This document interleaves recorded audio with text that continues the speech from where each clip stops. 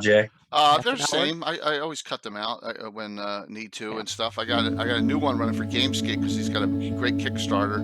I'm showing that tomorrow night too. I'll show when we get to it. It's a brand new lighthouse. It's awesome. Bill's already done it all up. So yeah, it really looks fantastic. All right, so John and Mike Disney are probably both going to be reading into us too. So. Oh, good. Yeah. Okay, so where do I go? What's the channel? Lord Gazumba. All with one Lord. Gosumba. It's on the banner I sent you to earlier at the bottom middle. Yeah, I see it. Lord Gazumba. Yeah. That was Jay's character. It's a character, yep. It's a character in the campaign. Okay, and I've just gone ahead and I've muted the sound in Twitch. And if you have a Twitch ID, close out the video entirely. If you have a Twitch ID, please hit the follow button. Hit that heart, man. I'm approaching 9,200, so. Actually, I'm already followed. Oh, great! What's your ID? I am Augustus Dragon. Oh, cool. Say hi in chat if you can here. Let's see. There's Casey. Oh, there you are. Awesome, man. Good to see you. Me. There we go. I'll give you a Anna sometimes drops in and out of the Twitch chat. I feel like it. Sometimes she's on these shows and I'm trying to send her a message. And then it doesn't pull up. There you go. I'm like, where'd Anna go? Yeah, I'm in and out. Yep. There's so many places to go and get messages now. I'm getting crazy. And Jay spams them all for the show. So every time I look at Discord, I have 200 notifications. Yes! Yeah, and everywhere. So Nice. because he always tags me and everything, so I get notifications everywhere, every day. So if I haven't looked at it for 1 or 2 days, it's like 400 notifications. I have totally been there. I've had to trim it back. Speaking of Anna, isn't that amazing stuff for Friday night? Yeah. Yeah. Yep. I have put together a bunch of questions. I'm going to post them in Discord. He has a map. One of those maps is from 1969.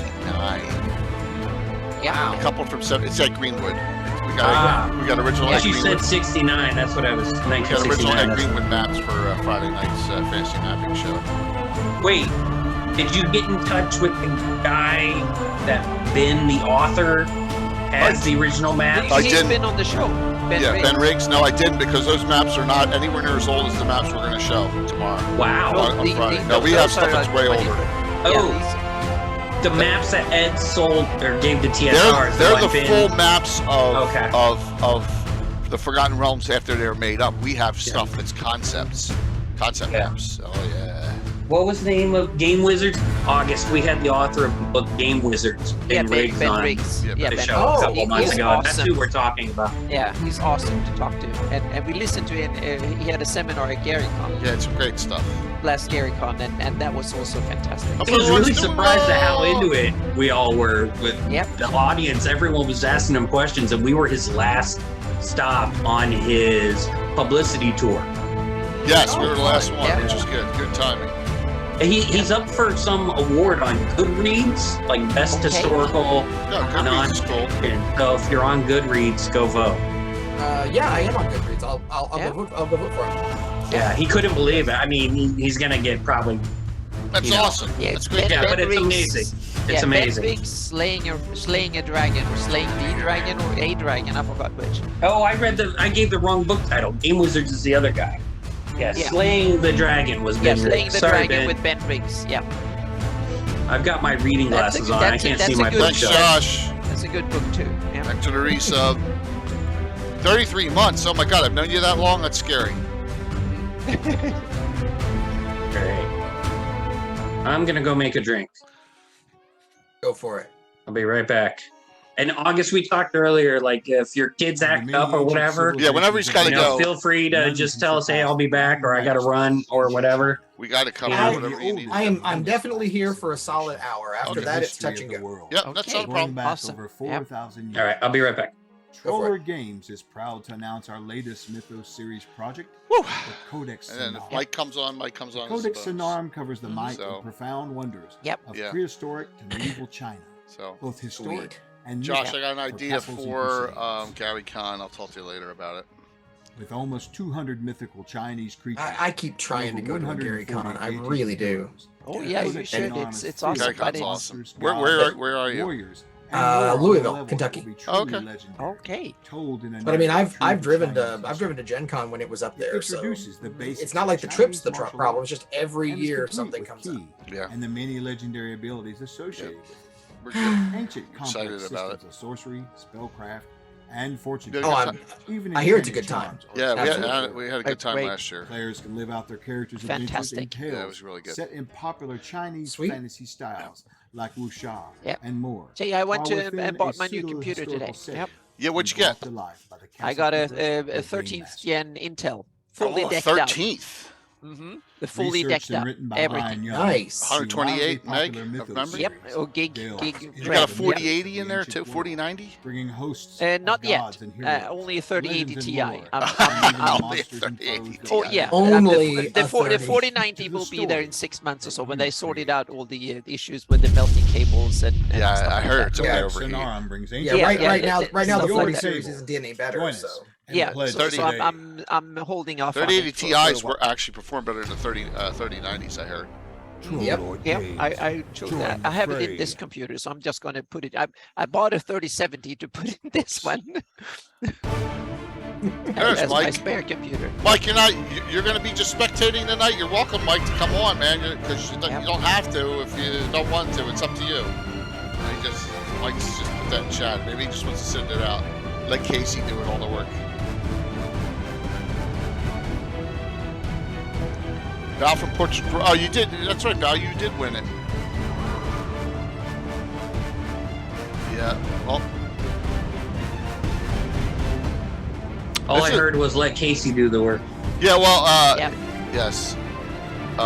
Mike looks like he's going to just spectate. He's going to just spectate tonight, which is fine. Yeah. Oh, all right. Yeah, well, he better ask questions. Yes. Ask questions, Mike. Yeah, please ask whatever you like. Yeah. I can't promise I'll answer them or can answer them, but I'll try. Yep. Thank you, Buffrin. Yep. Do we know where the Yeomanry shield ended up? Yeah, that's a question. Everybody gets it. Okay. The best that I know about the shield is that at one time Kevin, one of my fellow triads, had his hands on it. Then it mysteriously vanished. I've never asked past that point. What was Kevin's last name? Freeman. Oh, okay. That rings a bell. Yeah. Oh, he's a good guy. Both my fellow triads were great. I need to reach out to Kevin. Here's the lighthouse that it's finished for us. Yeah, this is the Kickstarter. He's already got 200 some people signed up for it. So. Yeah. That's beautiful. Yeah. We Build Master Crafter finished it. So this is an ad for it. We're gonna show ours tomorrow night. We're not gonna use it in the game tomorrow night, but you're gonna use it the week after. Is it an LED flame? Yeah. Nice. Yep. Gondor calls for aid. Yeah, that's great. I mean, Jeremy's it's a one-man company, and he was my first 3D company and sponsored this. And he's the one that made the tilt wall for us and everything. He does custom work for us. It's just great company. There's Evermistairs. You're running your son through Bone Hill? Well, that's perfect. Yeah, Tim moved Bone Hill to the Sea Princess, which he said it's too far away for. I was like, whatever. It's all good.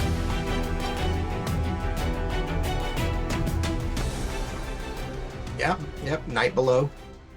Yeah. Had a few people during the time run through the Night Below stuff. It fits well with the Yeomanry. Definitely. Very cool.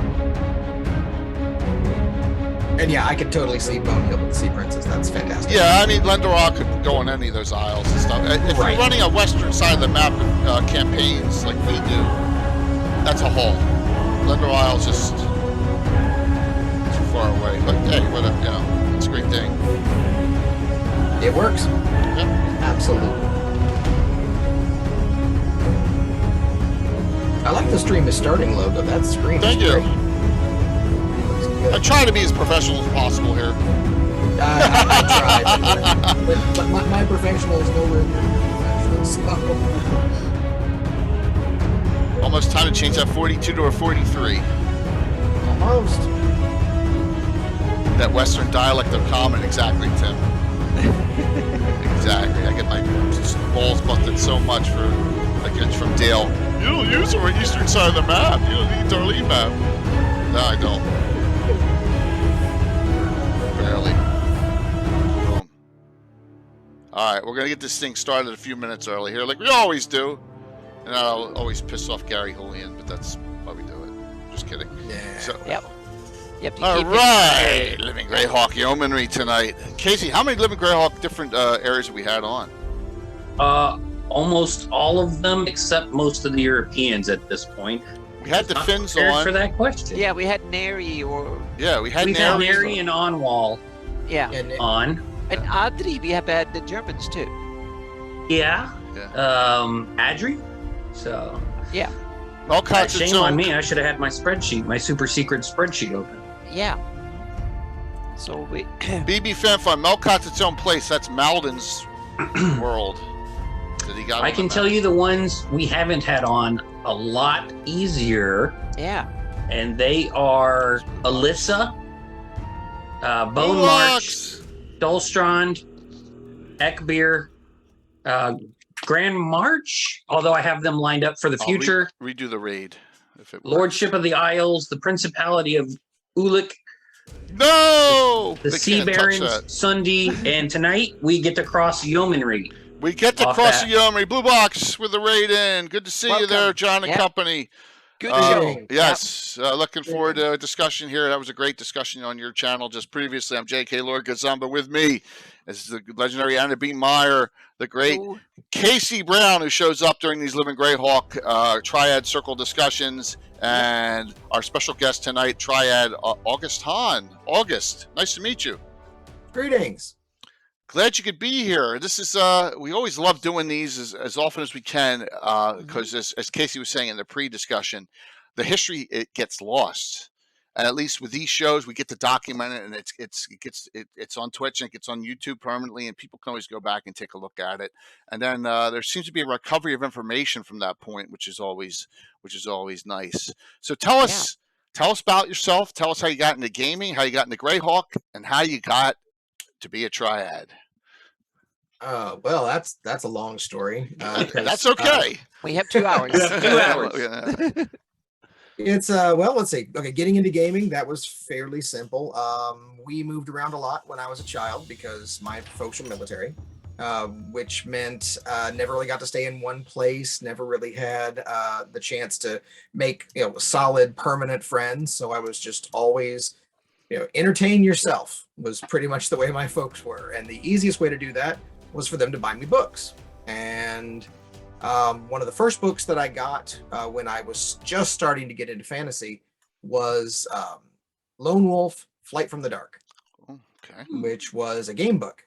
It was first published in 1984 by Joe Deaver, and it was everything that I wanted because it was something I could read. I could take it with me wherever I needed to be. I didn't need friends to game, but it was a game book.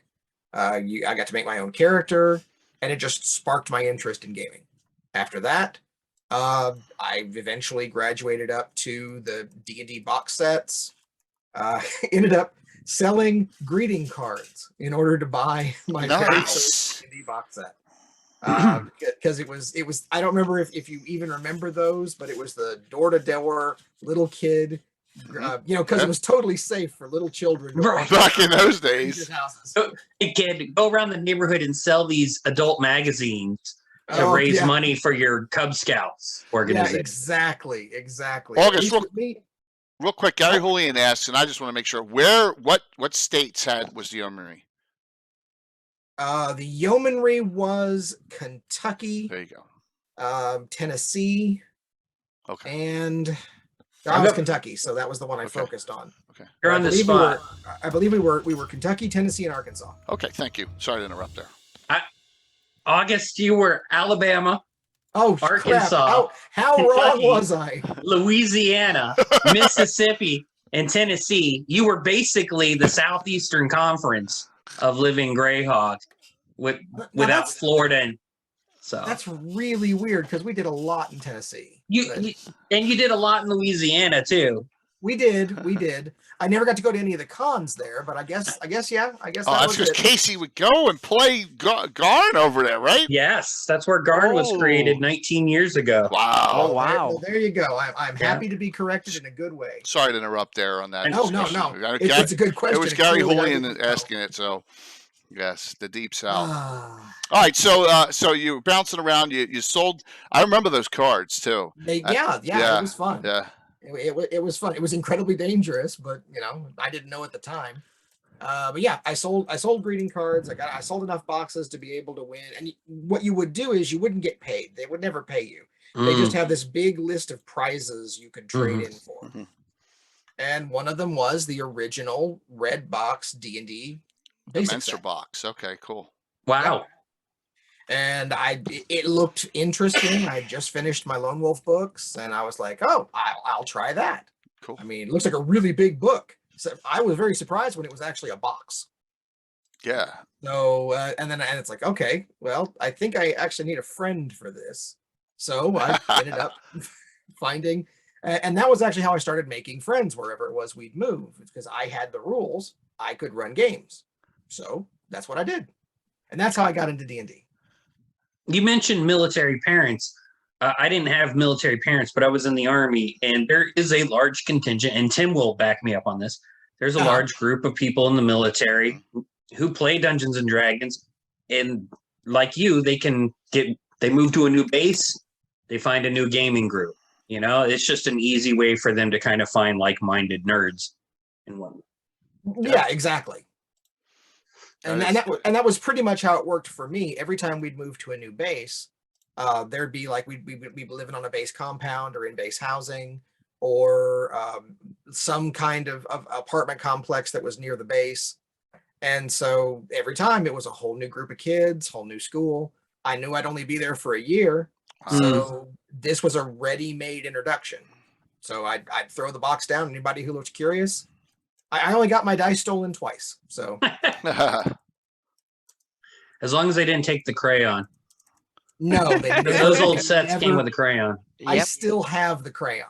So that was you were supposed to fill in the dice with it, right? Yes, because there was the 20-sided die had no 11s, 12s, or 13s on it. Well, the dice themselves had no markers for the numbers. It was just indentation.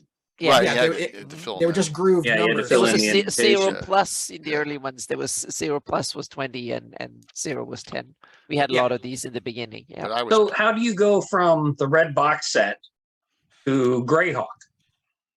Well, over time, I mean, we moved around pretty much until high school. And then my first year of high school, Mom and Dad decided, okay, that's enough. Dad decided to transition into the civilian side of military life. So he became a military contractor, which allowed us to actually stay stable. And we moved to Oklahoma, and I went to high school there. And then through high school, I actually started to be able to build a collection. See, because when you're constantly moving, you can't really collect a lot of stuff. Yeah, true. So I only had at that point I had the basic box, the expert box, and like a smattering of books, like modules. I had Bone Hill, I had I6 Ravenloft, and like a handful of other things. And there was one module, and I tried to remember it before we did this. There was one module that I had in that was specifically set in Greyhawk, and I think it was the compilation of the G series. Okay, G1 to 3, the green cover, Just a classic. Yeah, against the Giants. G1 through 3. Yep. Yeah, and I loved that module because, unlike most of the others, it had so much background in it. Yeah, like the first 15 pages or so. Yeah, G series was your first, absolutely. But the first 15 pages was nothing but background. It was, where do you set this? How are you going to use this? There was a chart for what you'd find in a Giant's bag. Right. And I loved that stuff. And so that got me interested in the actual setting. Yeah, but before PDFs, before you could stick it all in a tablet, you had to stick it in a back then.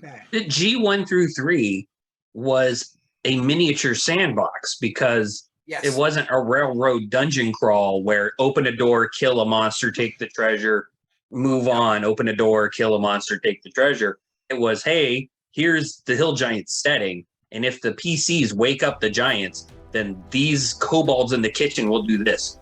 And the Giants in this room will do this. So it was the first miniature sandbox adventure. Yeah, because a lot of it was completely undefined. I mean, there were sections in that book that were just of the location and the NPCs, and you did with them what you wanted. Right. And so that got me interested both in sandbox style adventures where it wasn't on rails, and also the Greyhawk setting. And that's how I got to Greyhawk. Excellent. Very cool. So how did you find the RPGA? The RPGA I joined, I want to say about just after college. So effectively I did the whole, and I actually managed to keep my high school gaming group together almost through college. Wow. Because most of us went to the same college in Oklahoma, Oklahoma University. Go Sooners. Oh, no. Sorry. Yeah. That's all right. Hey, I'm an Aggie, but hey. Oh, well. Sooners football. We had the best team money could buy. I was at the game where OU beat A&M 77-0. So. Oh, that blowout? Yeah. Yeah, it was brutal. Lord. But anyway, that's a whole different. But because most of my friends also went to OU or to Norman University, which was the community college in the same town. Yep. So we just stayed together, and I think it was that sense of community that had me looking for community once I left Oklahoma. So because I ended up moving to Tennessee, and it was in Tennessee and then eventually Kentucky because of job hunting. And I missed having an actual group, and it was really difficult to find people here in Louisville at first. So I started looking online, and in a few of the modules that I'd bought, there was this little green, or in a couple of cases, orange flyer for the RPGA. And I think I still have a couple of those flyers sitting in one of the old boxes. Oh, cool. And this was when they actually had the send in some money and get a card and join. Right. So that's how I joined the RPGA. Yeah, Louisville. I have a 3-digit RPGA number. Wow. Yeah, that's how long ago it was. Let's see. I'm looking at my ARs, and I have a 7-digit RPGA number. You probably got your RPGA number from the packs of the packs of rigid cards that were. Yeah, I think I do have the physical rigid card that you had to peel they off had the at a pack convention I went to, or a game day, and they just filled it out for me, and then we mailed in the stub or something like that. Yeah. Triads ended up a lot of triads, from what I understand, but definitely us. We got mailed a box of those tablets, and basically at conventions we were supposed to sign people up for the RPGA, and it was easy with those. Right, absolutely. Now, did you do any other living campaigns before we get to how you found Living Greyhawk? Living City, Living Kingdoms of Kalamar, any Living Force? I did the Living Force is a completely other subject, and I'll happily touch onto it. Yeah, cool. But Living City was how I first got into the living campaigns. Living City, okay. So sometimes I'm going to segue and tell the audience what it is we're talking about. Sure, Living City was a Forgotten Realms 2nd edition AD&D living campaign set in Ravensbluff, which was called the Living City, right? Yeah, Ravensbluff was the Living City. And it was a very high-powered campaign, and low-level characters would end up with +5 weapons. It was very Monty Hall, very silly. They weren't supposed to, damn it. Was that the very first living campaign organized play ever in the history of D&D, or in that style? I think we'd have to ask Mona or SRM which one was the first one, because I don't know if Living City was the first one, but it was probably the first big one. Okay. And the fun part is that if you ask them both, you might get different answers from each. That's true. Next time we have them on. Ruby says he had a house in the city in Ravens Bluff, and he knew where it was on the map. Oh my god! Was it certed? That's awesome. Groovy. Yes, that's cool. Yes, they would cert your houses because I had one too, and they produced this enormous map, and you could actually locate your house. Wow! And Living City had the cert system, which Living Greyhawk would take, adopt, and then later modify. But Living City did not survive the transition from 2nd edition to 3rd edition for various reasons we've gotten into with Eric Mona and SRM on other shows. It all involved Ryan Dancy, who, if you read Game Wizards and or Slaying the Dragon, he was a Wizards of the Coast guy, right? Yep. Who became an exec at TSR. But then left to do his own stuff. He was at one of the original D&D crew, I think, at Wizards when they with took Lisa over. Williams. It was Lisa Williams, Ryan Dancy, and the guy who created Magic the Gathering. Read Slaying the Dragon, and you get his involvement in the free whole plug deal for and Ben. stuff. Yep. Mm-hmm. Yep. But so anyway, August, I just wanted to explain Living City to the audience. So around the year 2000 or 1998, 3rd edition is announced and or released in 98 or 99, and Living Greyhawk goes live at Gen Con in 2000. Right. Yeah, that sounds right. And because I remember that specifically because we had this big D&D boot camp where all of the game masters that were going to run the first Living Greyhawk were taken to a room and given a new player's handbook and told, make some stuff up because we don't have a DMG yet. Nice. Wow. So how did you find Living Greyhawk? Because I didn't find it till year 2. It sounds like you were there in the early days. Yes, I was in the. I had been helping the RPGA as sort of a volunteer administrator. Okay. Hello. But yes, so I had been helping as sort of a volunteer administrator. I'd been helping out with some of the conventions, helping to organize, and so they came to me with the opportunity to at least try out for the Triad.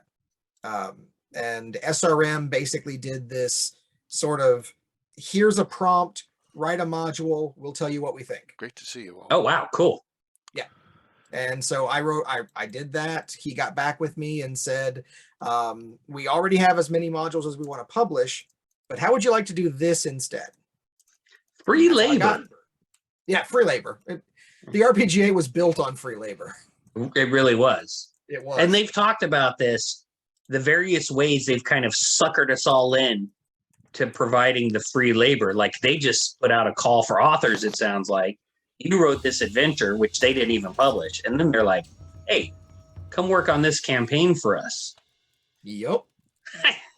Yeah, that is exactly right. Rex Felix asks a really good question there. By the way, great callback to those books. I loved it. Rex Felix is one of my favorite characters. But he asked about the decision to set the 3E organized play. And it's actually a really good question. Do either of you have any insight on that? I mean, they knew Greyhawk was going to be the default setting for 3rd edition early on. And that's why they had Holian and crew working on this. Right. And that's why all 3rd edition was even published. This is edition neutral for the most part, but it's meant to be a 3rd edition source book.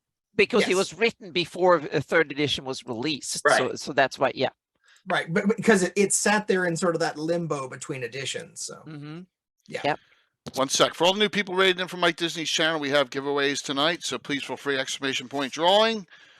Get your choice. I'm going to give probably a lot of you don't have the Great Treasures of Greyhawk reprint, and then you get your choice of any one of these other reprints courtesy of Canadian Ancient Gamer. We've got like wonderful stuff in here. Yeah, Salt Marsh is in here. B4, B3, Ghost Tower of Inverness, Showcanth, they're all in here. So you got your pick of some great ones, some great old school classics. Oh, I may have to hit you up for that Inverness. So when SRM, he says, hey, free labor, you were in Kentucky. Right. and they had already determined that Yeomanry was the Yeomanry, right? Yeah, that wasn't. You weren't one of the voting members of the RPGA. No, where they, no. That was At that point, SRM said, "Hey, you're in Kentucky. We'd like you to help head up this." And then he told me about the Yeomanry. It was actually the first time I'd even heard of the Yeomanry. Yeah, Yeomanry's a little out of the way, and it doesn't. Not a lot of bad stuff happened in the Yeomanry before then. It's one of the cuddliest. Yeah. So to me, it's a very farmlandy, well organized. Yep. Pseudo British. Kind of place. And I didn't have much experience with it before living Greyhawk, but for the audience, the regions of living Greyhawk were determined based on RPGA play numbers, which is why the East Coast of Virginia, DC, etc., the high population density for the RPGA got Joff or Jeff. Yes. And then why other regions with very low play density, like the UK, got Onwall, a region in Greyhawk which doesn't have much canon love. So they just kind of went around looking at RPGA play and then assigning the regions or voting. It may have been that regional contacts that we would like to be the pale. It also had to do with basically landmass. Who had Starich, right? Because Starich is in Joff. Oh, Starich and Joff were together. Right? Or am I wrong? Is that in Yeomanry? No, Starich is north of Yeomanry. Yeah. I'm wondering if anyone had it. I just would think that Starich might be core. I'm not sure. Yeah, it may have been core. Are you sure it's not in Joff? Because I think Starich, if you asked Eric, Mingay, and Jose, I think Starich featured in their adventures.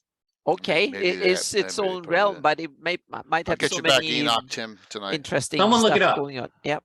Yeah, I'm gonna go with Uncle Fuzz on that. It is its own place. Yeah, I thought it was. Okay, there you go, Fuzz. And some places were off limits for us triad types. Mm-hmm. In the Bandit Kingdoms, the city of Stoink was off limits until we told the Circle, like, whatever, the campaign's ending in a few years, we're gonna do what we want to do. So we started writing Adventures in Stoink. Eventually we did. They always thought Gary Gygax was going to publish a Stoink box set. Right. Yeah. So that's why it was off limits. But I would have paid good money for that box set just to say that I have the Stoink box. But the Yeomanry's was very well placed considering Keeland. If you wanted to jump up to Keeland, being in Kentucky, I guess Virginia was part. No, Virginia was part of Geoff. Virginia was part of Geoff. Yeah, because it was PA, Jersey, and New York State, which were Keeland. So, and Sea Princes, I don't think anyone was Sea Princes either.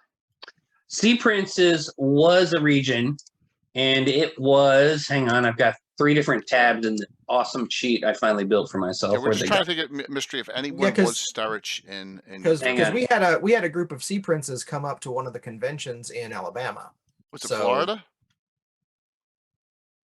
It was definitely a group. Florida.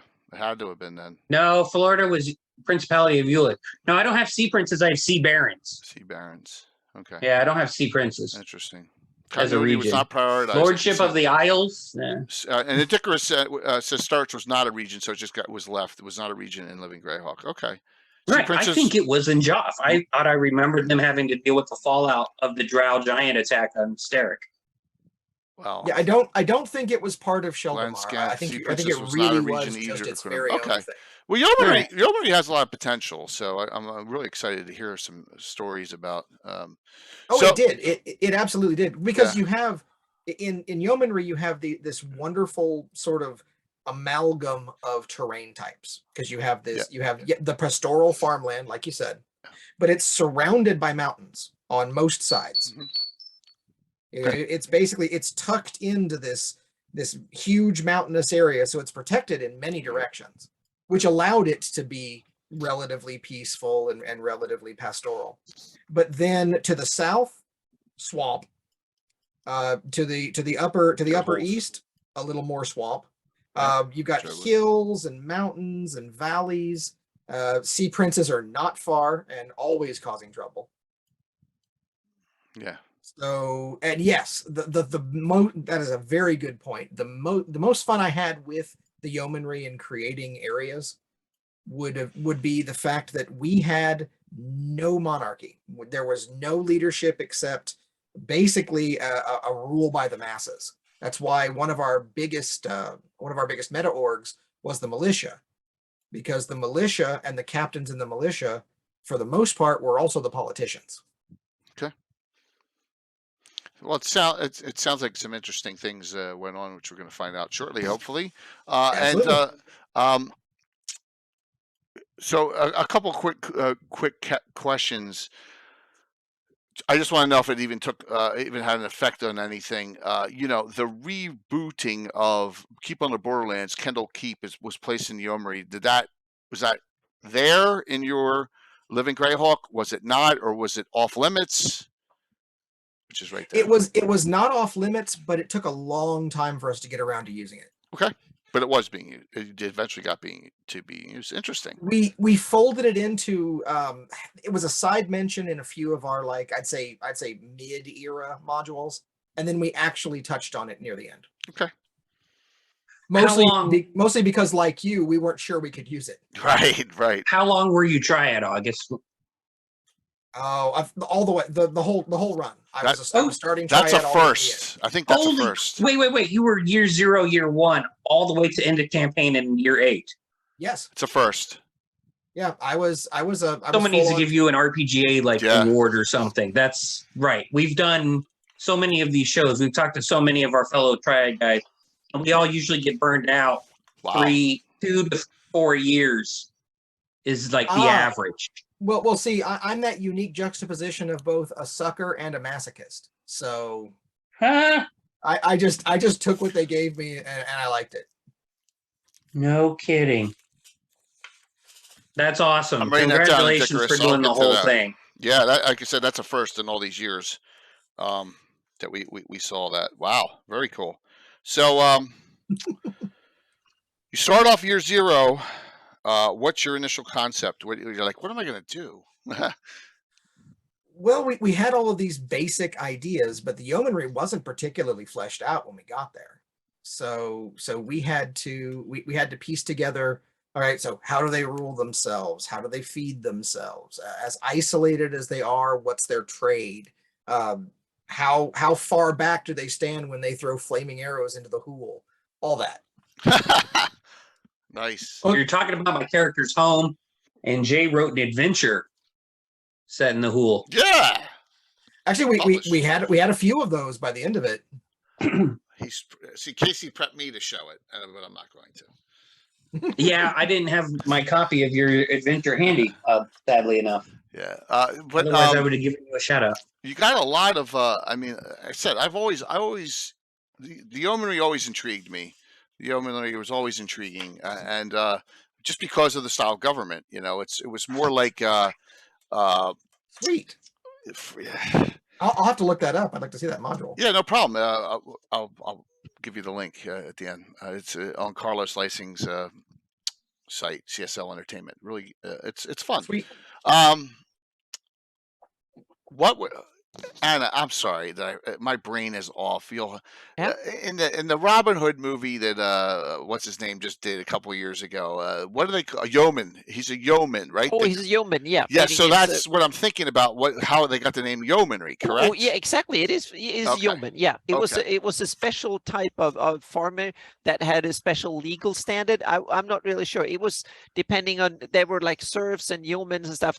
I'm not. It has something to do with their legal title to their land, so to speak. Okay. They were. I don't think they were. I think they were free enough, so to speak, so they owned their land and had special relations. So they were like serfs, yeomans, freemen, and various stuff like that. And that meant that what legal standard you had in medieval times towards the land and towards your lord, so to speak. So I can't speak to I only know that there are different ones, and yeomen are one of these titles. You could be a yeoman, or you could be a serf, or you could be a freeman, or you could be a lord of some sort and stuff like that. So yeoman was one of these steps, so to speak, on the social ladder and the economic ladder. So it was like very much a class society, and yeoman was down there, not at the bottom by any means, but it was up a bit, so to speak. So it was a certain higher standard that had certain rights and responsibilities and certain ownerships and stuff that you were allowed to, and you had certain responsibilities towards your lord and stuff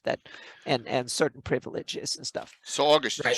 did you take that and run with that? You know, so it's gonna be politicians over nobility, I'm assuming, correct? Well, Or and more to the point, yeah, a bit. But it was more like, so we had the name Yeomanry, right? Mhm. So we took that as, how about in this particular society there are no serfs? Thanks, Casey. The standard legal experience for any citizen is a yeoman. Yeah. Okay. And so at that point, then everyone is invested. That's why everyone who comes of age has militia training. In fact, the standard battle cry for the yeomanry is "Raise the spear." Here we go. Yeah. Yeomanry Because- militia enlistment. Yep. Certificate. I guess this is the so what so you're saying almost 100% of the PCs were this you know, maybe with few exceptions. They could be. Okay. Could be. There was no limit to being able to join that particular meta org. Okay. If you wanted in, you could be. And one of the small benefits that it gave you, yes, I survived that. But one of the benefits that gave you was it gave you the spear proficiency, because it was the cultural weapon for the area. Okay. And if you remember early 3.0, a free weapon proficiency was nothing to sneeze at. Mm-hmm. Okay. Wow. Very cool. So yep, that's the first one I got there of some neat little tidbits here. And from what I remember of the Yeomanry, so my connection to the Yeomanry is that actually the Yeomanry is the second most normal, familiar region for me, because Louisiana was next to Texas. Right. And we would go to cons in Shreveport, Louisiana, because you could do border cons if you were so close to the border in later years, and you could run mods from both regions. But even before then, a friend of mine who passed away 3 years or so ago, Bobby Howe, who ran cons in Shreveport for us. So a whole bunch of BKers would go to Shreveport, and we would have a good time. And that's how my character Garn got created. I needed a PC for going to, doing more stuff, because my first PC was, too high level. I couldn't play low level adventures. And it looks like my first Yeomanry adventure with Garn was September 6, 2003, Carnage in Lake Charles. So Lake Charles must have been close enough to the Texas-Louisiana border where we could do this crossover. Wait, Lake Charles is in Louisiana. I believe so, at least most of it. Yeah. So in the Yeomanry, you had to be a human to get citizenship generally. You had to have a provable lineage to human. So, and you had things in your adventure records. There was so the Yeomanry was totally in the South. They had an adventure called Squeal Like a Pig. Oh my gosh. Yeah. Yeomanry year 3 adventure. I don't know what the designation is or who the author was. But one of the things you could earn was citizenship potential. And Garn earned this half-orc PC has had his citizenship restriction lifted by the freeholder himself. He's now eligible to achieve citizen status and all the benefits that comes therewith. And this adventure was set in the Hool Marshes, Jay. Nice. One of my favorites. That's real cool. And that's where Garn got his wife. Oh, okay. Anyway, I know that adventure very well. I was in one of the first playtest groups for it. And LG did a lot of punny adventure names. So I just was cracking up because I'd forgotten that adventure was called Squeal Like a Pig. That's awesome. Yeah. So a couple quickie questions here, because Indicarus asked. He said KLAN 1-03 and Yeomanry 1-5 were the exact same adventures. He said, and I forgot what the question actually was there, Indicarus. So, same adventure, and there were some more shared mods. What do you remember about that experience? So I guess it was a crossover, or? We didn't do many of those, but we did do a few, and that would have been one of them. I'd never even heard of that. It was and Dickerus is Jonathan Dawes. He was a triad member for multiple regions. Yeah, Zeef. Yeah, Zeif and Duchy of Ernst. Yep. To be honest, I can't really speak much to the experience because it was all basically done behind the scenes. It was like if we were unless you could actually go to one of the shows where they were going to do the crossovers. And I rarely ever got the opportunity. That was early on with my first child. Didn't do a lot of travel at that point. So, but I mean, it was definitely fun. I kind of wished we'd been able to do more crossovers with more regions, but working with Keelan was always fun. Yeah, they seem to be crazy when we had. Oh, they were absolutely. And they're still around. Greyhawk Reborn, they're still around. Well, and we had Judy and Sean Merwin on, Judy Randolph and Sean Merwin, both former Keelan triad people. And Sean Merwin has gone on to be pretty big in the D&D Baldwin design. Oh yeah, he's freelancing world. Yeah, and on several podcasts and stuff, he hosts them too, so you can find him on YouTube. Yeah, no, Merwin's done a lot, and he works. Yeah, he's awesome. Yep. Yeah, and cross-regional stuff for the audience. Living Greyhawk players, the region you lived in mapped to one of these regions. That's why we said the Yeomanry was Alabama, Arkansas, Kentucky, Louisiana, Mississippi, and Tennessee. The Bandit Kingdoms was Texas and Oklahoma. You could only play Bandit Kingdoms adventures in Texas and Oklahoma legally, unless you were at Gen Con when they had a special Midnight Madness slot where DMs could run adventures from their home region for anybody. And Yeomanry and the Bandit Kingdoms are not next to each other on the Greyhawk map. So it makes no sense for us to really collaborate together. But we did because of Shreveport and Lake Charles and other places on the Texas-Louisiana border or Texas-Arkansas border, perhaps even. We did have a cross-regional event with the Yeomanry sometime in, I want to say, year 6 or 7. I think Patty Kenyon. Yeah, it was pretty late. Yeah, it was fairly late. And Patty Kenyon, I think, headed up that effort, maybe also with Bobby Howe. I forget. But it was neat because that allowed us to see what was going on in other regions. In the Bandit Kingdoms, we were very focused on fighting IUs, killing demons and undead. Everything's nasty. Nothing's to be trusted. And then you go to the Yeomanry, and they're just kind of walking around with their spears, being good citizens. And, hey, how do I become a citizen? Like, let's go kill some monsters and deal with the passage of, what was it, Slerotin? Wasn't that a Yeomanry tunnel? It's in Yeomanry. Yep. Yeah, the Slerotin. Yeah. Slerotin Pass over to. Yeah. And, so it's a completely different vibe. And then you have the BK players who've been trained for years to just be rotten people because of the Bandit Kingdoms.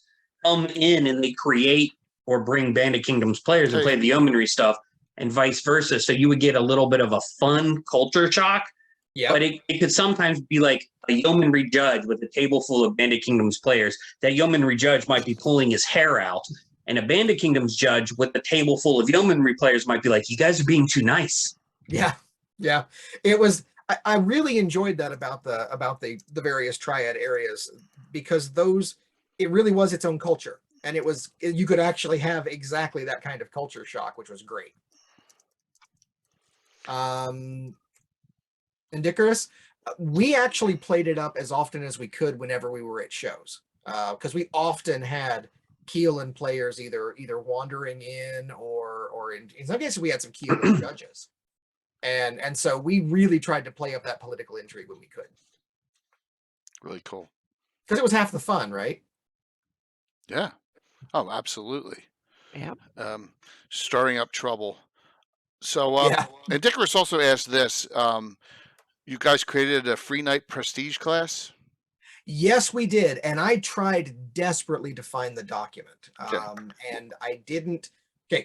This is actually where I have to vaguely touch back on my old collection and my Lone Wolf books. About 8 years ago, I had a house fire. Oh. Sorry. And my entire library was destroyed. Oh, no. I lost all my gaming books. The only things I was able to keep was the handful of stuff that I had in a storage building. Okay. And so, and that unfortunately, because of the house fire, I also lost that computer and my backup discs. So I do not have the free night anymore. It's my favorite, and I actually wrote that prestige class, and I loved it, but I don't have it. Otherwise, I'd have given it to you all. And did it get published anywhere? And Dickerus, do you have it? I mean, if anybody's got it, I would love to have it back. And Dickerus, if you have it, can you get it to me, and I'll get it to August. Please, that would be great. Thank you. If you do, that'd be awesome. Because he said he liked it, so I'm hoping that it's out there somewhere. So, that'd be basically really cool. the free night. The free night was our attempt to see. All right, so you have these peasants, and they've elevated themselves to the point of yeomanry, right? So they own their own land, but they're still basically self-taught. What kind of knights would they be if they had to teach themselves everything? So they have their own way of wearing armor. It'd be a Knight's Tale Knight. Basically, yeah, yeah. And this was actually written for Knight's Tale, so that's really funny. Oh, that's good. Yeah. So I mean, they had their own code of chivalry. They sometimes had to bully their horses into obeying them. Because they really didn't understand how to ride with armor, but on the ground, it was a fun class, and a lot of people enjoyed it. Yeah.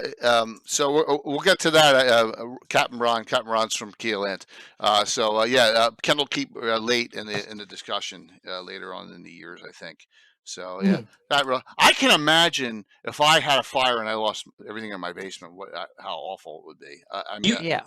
Jay, you know I'm an insurance agent. You better make sure you've got a lot of coverage for that base. Yeah, I upped it. I upped it to $150K. I don't know if I can go. I don't think that's enough. And you should put some water sensors down there. You have enough things that could get damaged by water. Yeah. Mm-hmm. Once you hit a certain dollar value, your insurance company will give you water sensors.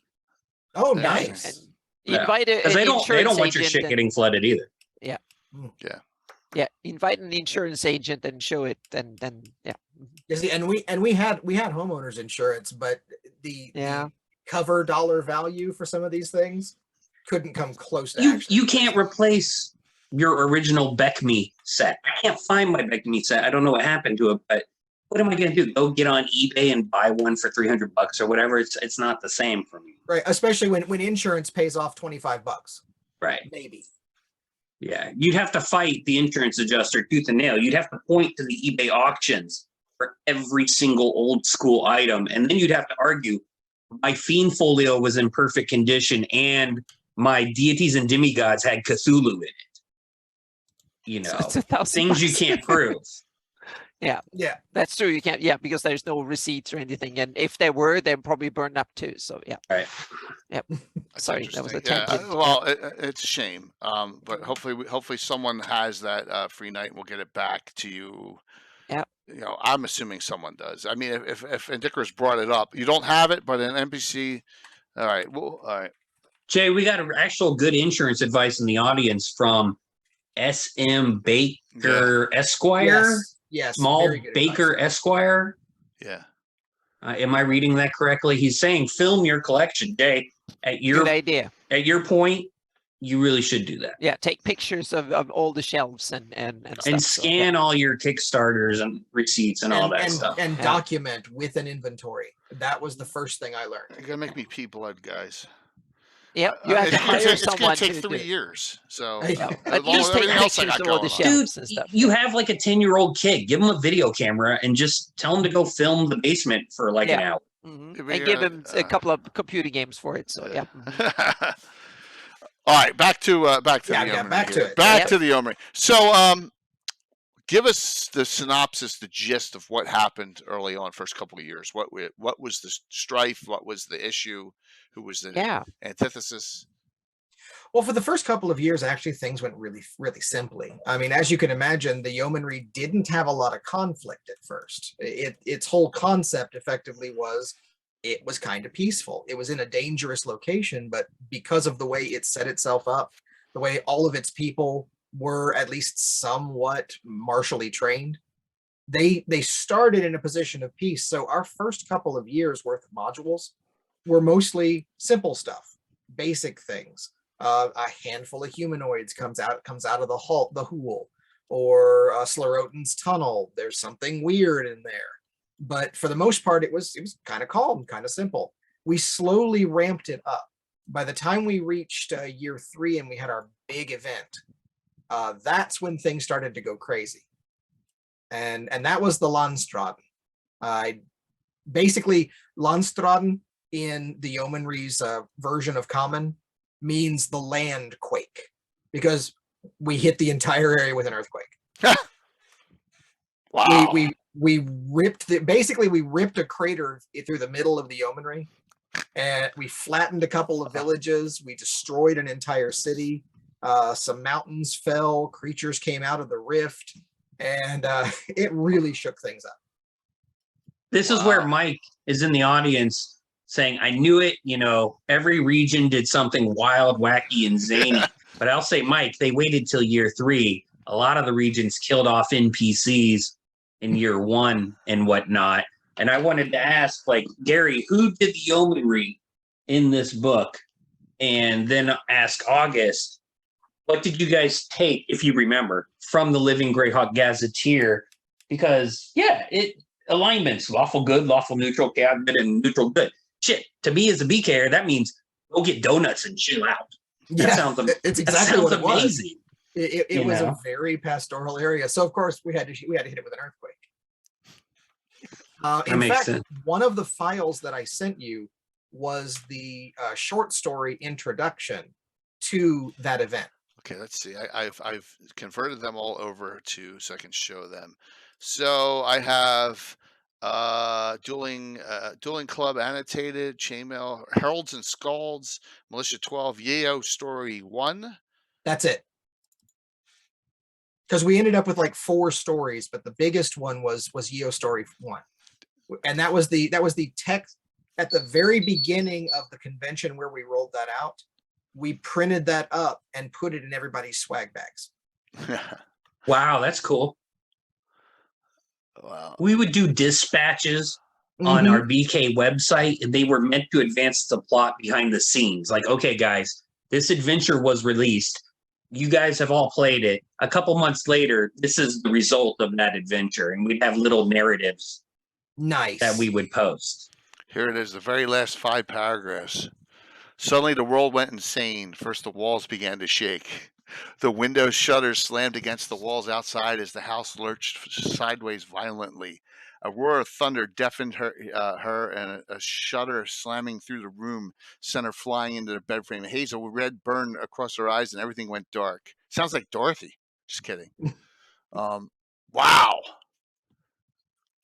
The hungry earth, she whispered. Then her entire world plunged down into the void. Oh my gosh. that was that village plummeting into the crater. That's awesome. I guess I guess you didn't make it.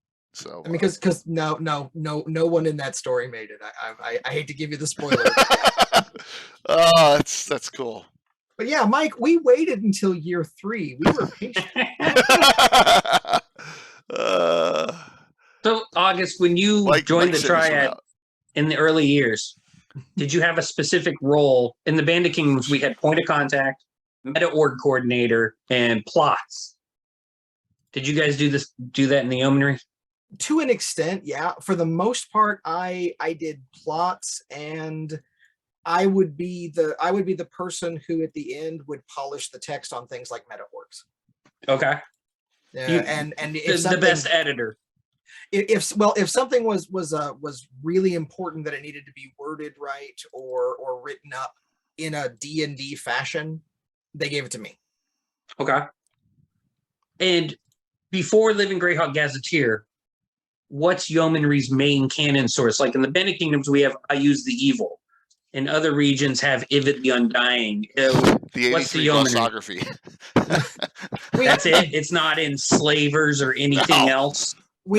We didn't really have anything like at least that official. The Yeomanry is mentioned in the background of a number of modules. I didn't realize that until I became Triad and it was told to me, and then I went back and looked. Yeah. But yeah, I think like in the stream, in the text, somebody mentioned the fact of where the Yeomanry borders in a couple of places. Like I think the Yeomanry is in fact mentioned in the opening text in G1. Yeah, in probably Steading. is. Yep. But there's no detail. But there's no detail, and there's really never gargoyles. Listen to you, David. No, that's Sea Princes. I ran that live stream for a fundraiser with a whole bunch of people. But yeah, because the Steading of the Hill Giants is in the Jotuns, that's why boom. Yeah, that's why it's mentioned in G1 because the Jotuns is borders. Yeah, it's right there. Yep. Yeah, Steading's on the other side of the mountains. Yep. So. And yeah, nobody messes with the Yeomanry because we've got longbows, crossbows, and spears, and a lot of spears, and we're not afraid to use them. Yeah, pretty cool. So it sounds. So what did this disaster? Things just went haywire. Stuff come out from the Underdark from that rift, or? Yes, in fact, we never specifically got to put it in a module because we weren't allowed to officially link Night Below. But no avalanche. We did mention in a couple of modules as background information that there was now a direct route into the Night Below in the Rift of the Landstraat. Nice. And you have to completely redo this map and put a big rift right smack. No, it is there. It is. Yeah. Oh, the scar. Oh, the escarpment. Don't doubt that Anna already knows the escarpment. Is that it? Yep. For the audience. So this. That's it. Oh. Anna's the only person, as far as we know, who's read 99.9% of the Living Greyhawk adventures. It's so there. for you, we ripped that sucker wide open. Yeah. Wow. And I didn't overdo it, but I got the good maps that you got from someone. I forgot who sent me the maps you had in campaign, and it was one of the really good maps of Yeomanry. So I had that as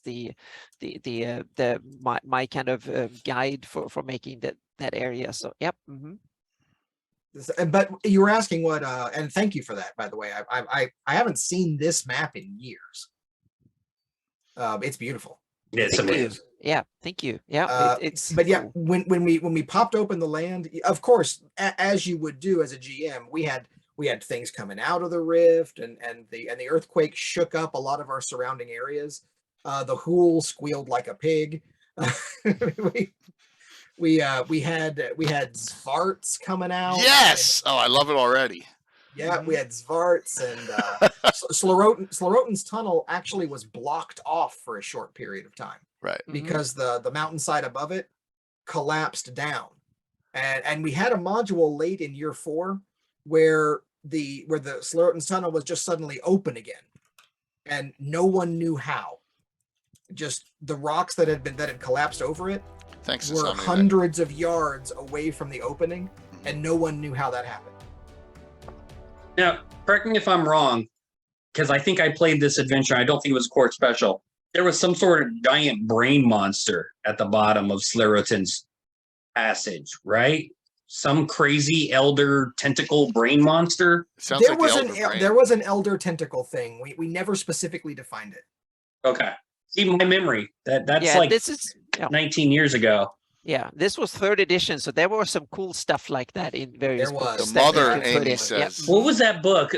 Something. You had Elder Evils was one of these, but that had some nasty stuff, and I think there were other stuff too. There was a Mind Flayer hardback book. It was focused on the aberration. Iliad. We just talked about that with Sean I think Reynolds. there was what one was the book?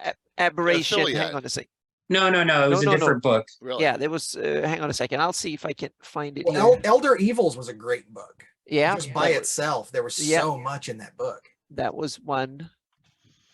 And that was one that was just about aberrations as well. Lords of Madness. I think Mike's right. Lords of Madness. Yes. Thank you, Mike. Hang on a second. I have it here. That is exactly it. And I bet that book came out, and I bet you guys saw it, and we're like, oh, look, there's some big, scary, tentacly stuff in here we can use. Yeah. Here is Lord of Madness. Looks like this. Yeah. That was when they were doing Ghost Walk, and they did the book for the Abyss and I'll see if book I can for the find Devils. Elder Evils here somewhere too. Yeah. Yep, and we said, well, we just had the earthquake hit. We've pissed off everything underground. What can we do with that? Langscaith is saying the mother is from the 83 set. I think the mother was the big tentacle monster. Yeah. Okay, gotcha. Not wrong at all. Cool. Yeah, we didn't invent it. We just decided to use it. Yeah. And we used it to pretty good effect. I think lots of people enjoyed those connections in the modules. I'm going to make an assumption that most of the towns and keeps on here are from your era, because there wasn't that much on this map. Yeah, in fact, most of that map comes from the Triad work. Okay. Yeah, that's good. Wherever Gary Holdian is, Stella has no respect for the living Greyhawk Gazetteer. Just no respect. The cat's. She just plopped down right on it. Nice. Well, cats. So, all right. Well, that is all right. You had your escarpment, which is a cool name, and that runs along the entire length here and halfway through at least. What was the resolution, or was there any? Honestly, there really wasn't. There was people starting to rebuild, and the monsters that escaped getting dealt with, and we got a good 3 years of adventures around those complications. But eventually, if the Yeomanry people can do one thing, it's getting back to business. So they dealt with the monsters, they washed their hands, and they got back to work. So it sounds like Kitty, which is kind of cool. It sounds like it wasn't like some of the other Living Greyhawks where it was this big evil individual comes. I'm gonna curse myself for saying this. Freaking vampire Thrommel shows up or something, and you defeat them. There was none of that. It was more stuff is going on. You deal with it all over the Yeomanry. It kind of like you would expect in like a normal situation where there was a war going on or where there's some kind of it was pockets. It wasn't. This is my baddie, and this is us, the Yeomanry. We're fighting it. Pretty much. That's the theme to the Yeomanry. Yeah. Here's Elder Evils. Looks like this. And I found another book from the same era that is kind of cool that I forgot about. Exemplars of Evil. Oh, okay. Another third edition book. That's basically a book of boss monsters. Yeah. Mm-hmm. So these are some probably of the things epic stuff. Mm-hmm. Yeah. Okay. Gotcha. Yeah, but going back to the question, the Yeomanry's theme for the most part with adventure is just, this is a thing that needs to get done. Grab your friends and go do it because somebody's got it. Right. And when you did that, you earned favor with the the freehold. What'd you call the freeholder? The ruler of the area is the freeholder, and ruler it pretty much is just the guy we normally listen to. Okay. He totally was not an agent of IU's and was completely trustworthy because it was the Yeomanry. Actually, he really was. He was.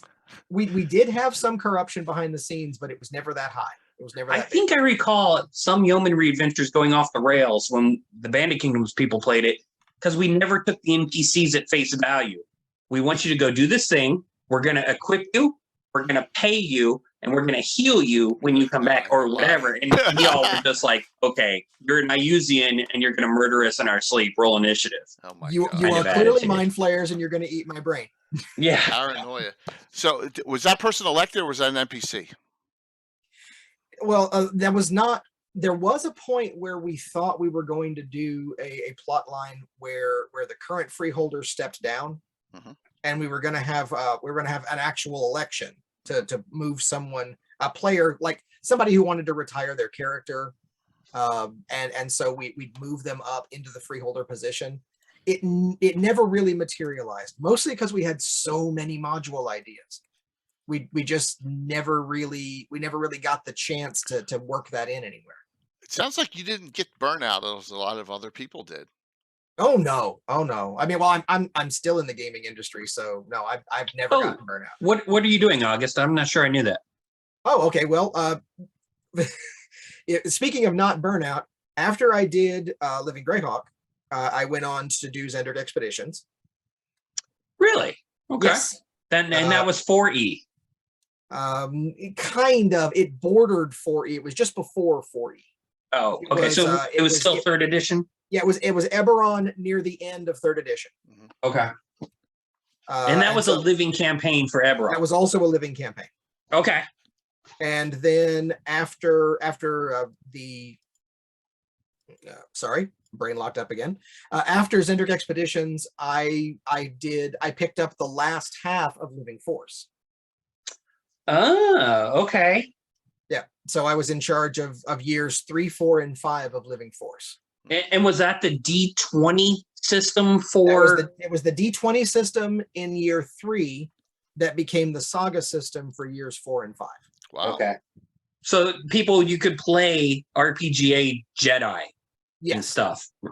That was the Star Wars campaign that took place during the Clone Wars. That existed. Neat. Yep. In fact, we got to incorporate Order 66 into our last 3 modules. Oh, cool. Wow. And those were crazy. We ended up doing a live run of those with the last 3 modules. It was a trilogy, and it got insane. From what I understand, I never witnessed it, but apparently there were some people who were very like pro Palpatine, and some of the players almost got into fist fights. Nice. Wow. It got heated. So Indicarus says he played the hell out of Living Force. Great work. That's pretty cool. Thank you. John's played everything. He's a maniac. You actually have a fort, by the way, named after yourself, don't you? Who, me? Fort August. Yep, yeah. I do. Awesome. Now I know where that was good. That was one of the questions. And believe it or not, Kevin did that. I did not do that. Oh, that's nice. Yeah, cool. Kevin stuck Fort August in there in one of his modules. That's cool. Mm-hmm. So after Living Force, did you go on to what was 4th edition? It wasn't Living Forgotten Realms, was it? It was whatever it was. What was 4th? It was called LFR. It was Living Forgotten Realms. I think so. Yeah. Did you do that? LFR existed in a couple of different ways. As with everything 4th ed, things got a little confusing, and then they started to break down. I don't actually dislike 4th edition like I know a lot of people do, but I'm not part of the edition wars. But it was really hard to get a living campaign going in that setting. Mm-hmm. And my buddy Conrad Brandemule, who was 3rd edition BK Triad, he still does stuff with Baldman Games. Oh, nice! I love Baldman. Yeah. So he, I think, briefly did LFR stuff, but burnout set in pretty hard for him. And then now, obviously, 5th edition, they're on. What is it they're doing in the Forgotten Realms D&D Adventurers League? Yeah, the Adventurers League. And obviously Mona and Bullman and all them did Pathfinder Society. Yep. And whatnot. So you mentioned you're still in the industry. What are you doing these days? These days I write mostly for Home Guard Press, who do the it's the going all the way back. I started with Lone Wolf, and now I'm back in Lone Wolf because I write for the company that does Lone Wolf. Throw a link up there in the chat. Sure, I'll be happy to. Really cool. As long as Jay's other sponsors won't get mad, and I'm sure. No, you don't care about that. Yeah, I will. Now, one of the things I want to do is have a future show where we take the living Greyhawk alumni who are in the professional freelancer space and actually making it work, and have them on a show. Like if we could get Chris Tulloch and Ron Lundeen, and Mona and Bullman and all these others, Sean Merwin and yourself, etc. I don't think the more we do these shows, the more we learn that the living Greyhawk alumni triads and circle members are the backbone of the RPGA industry right now. Mike Merles was a Kia Linder. Yep. Merles. I know Merles well. Mm-hmm. Yeah, we'll tell him to get his butt on this show. I'll poke him again. Every time he posts on Jay's Facebook, I'm like, "Hi, Mike. I'm Casey." I met with Mike in person at GaryCon last year. Great! That was a great conversation. Mm-hmm. Yep. I've got to get to the next GaryCon. Clearly, it was awesome. Yep. So all right, so I know your time is you don't have the full 2 hours, so let's ask. I want to go over a couple of the things that you gave me here. Like, I got to know about this. This is kind of entertaining. Bitter certs. Okay. Yeah, I figured if I sent that to you, you were going to ask. Yeah. Swift kick in the nuts. I love it. So early on, the three of us would all go to as many conventions as we could manage. And I ended up driving. I put 15,000 miles on my car in 1 year. Wow. Just go into various cons, and we all did it. And there were just these players. And I don't remember. I think it was Kevin who made the joke first. He said, "I wish I could give him a negative cert." I mean, not his character, him. Right. And I said, give me 15 minutes with my laptop, buddy. And I printed those up. We had those templates, and normally they were something good, like you've earned an influence point with this NPC. Yep. Yeah. And they were physical things the dungeon master would have to print and hand out at the end of the session. Exactly.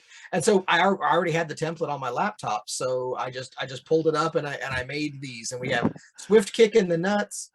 We have the Ebon Spheroid Ioun Stone for when you want to blackball someone. And then we have Cold Day in Hell. Yes. Wow. That's hilarious. Yes. Anyone deserved them, or were they just? Oh yes. Okay. We didn't give out the Ioun, the Ebon Spheroid very often because we only wanted to blackball like 2 or 3 people.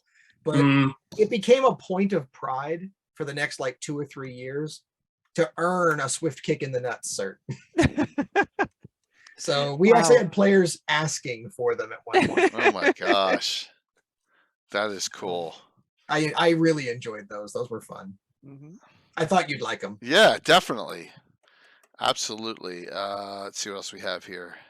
I wish we'd have thought of that. We had so many people stealing our pizza at conventions. Oh, Swift Kick in the Nuts. crazy. Yeah, because we were so busy running tables. By the time our pizza would arrive, 3 hours would go by. We'd look over and it's all gone. And it's a Bandit Kingdoms, man. If you're not guarding your pizza, it's fair game. Mm-hmm. This is about Scalds, right? Your Scald, potential member of the Scald acquire Heraldic Award. So there you go. Oh, right. So one of the things that you could do in the Yeomanry personal livery and family crests were not limited to nobility. Okay. All you had to be was a yeoman. So you just had to be you had to own land, but it wasn't difficult to own land, and you had to be in good legal standing, and you could have your own family arm, your coat of arms. But they had to be created by individuals who were known in and amongst the government and to the freeholder, etc. And some of those people were part of the Skaldic choir. So you could join the Bardic Meta Org in Loftwig. And then once you joined it, you could then use that cert, which we would send you, and you could print that cert for your friends who were also playing in the Yeomanry. You could create your friends' coat of arms. Okay. Cool. Nice. And all we asked was for a photocopy to get sent to us, and we kept them as a book of coat of arms, a book of heraldry. And that got lost in the fire. Yeah. Oh. Probably wasn't digitized. No, nothing was digitized. I'm not digitized. Yeah. Unfortunately, at that time, I do have a handful of them because I have like 4 of them that were stuck in my my Greyhawk Adventures book. But everything else died in the fire. I am much better about cataloging and recording things now, but it was a bitter lesson.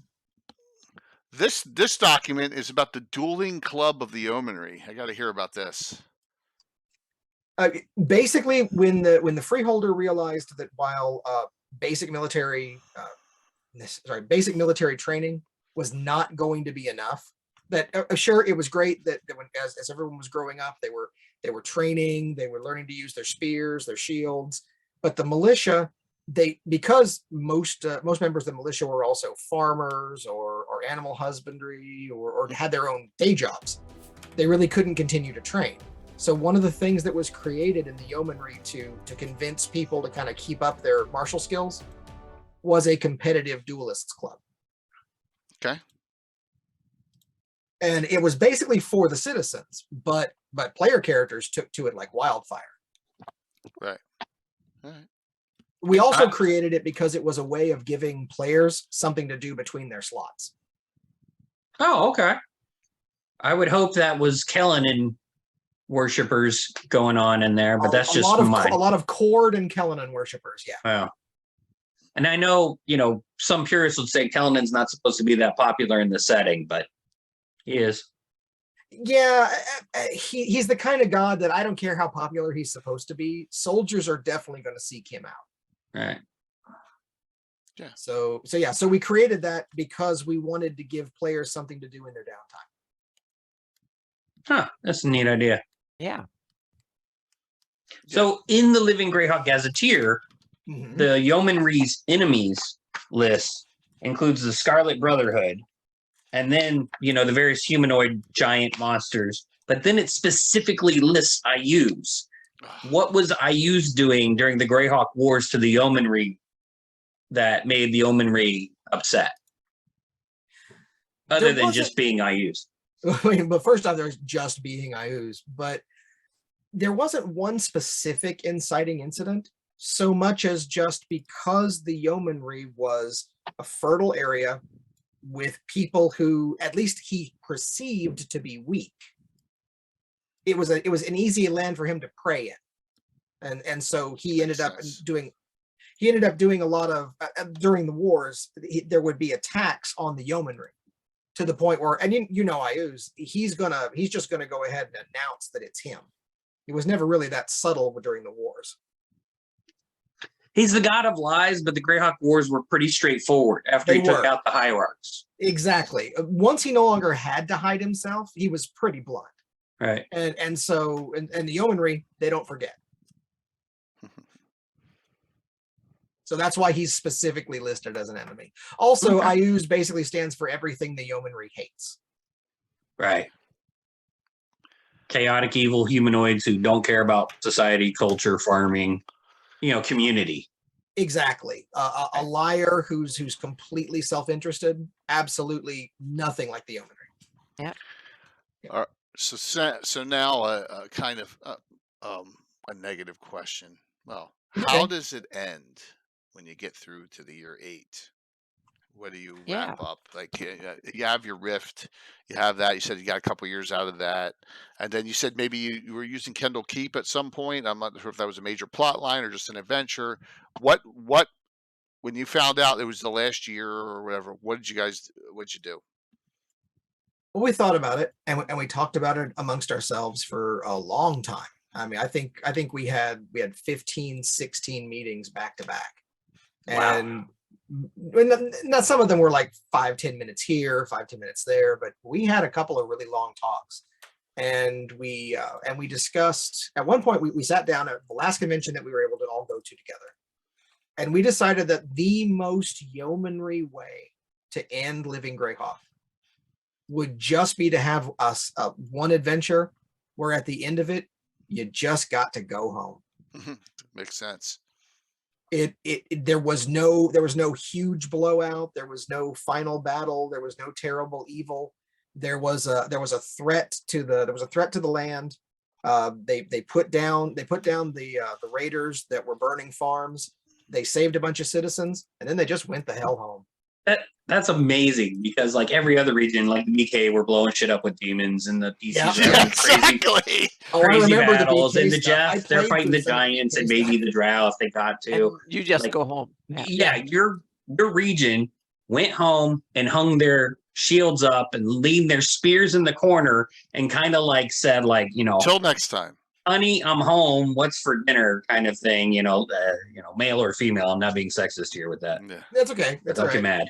Yeah, it really was. That was pretty much it. I thought like some of the upper level adventurers, it seems to me much later, of course, because this was before that. But do you remember the scene at the end of Return of the King, the movie, where the 4 hobbits are just sitting in the Green Dragon, staring at their ale, realizing that no one around them could ever sympathize with what they'd been through. Right. Realize what it was. It's the hero's journey. It's the Campbellian, realization that Only your friends who've been through it know what it's like. And that's what our military experiences when they're combat veterans. Yeah, true.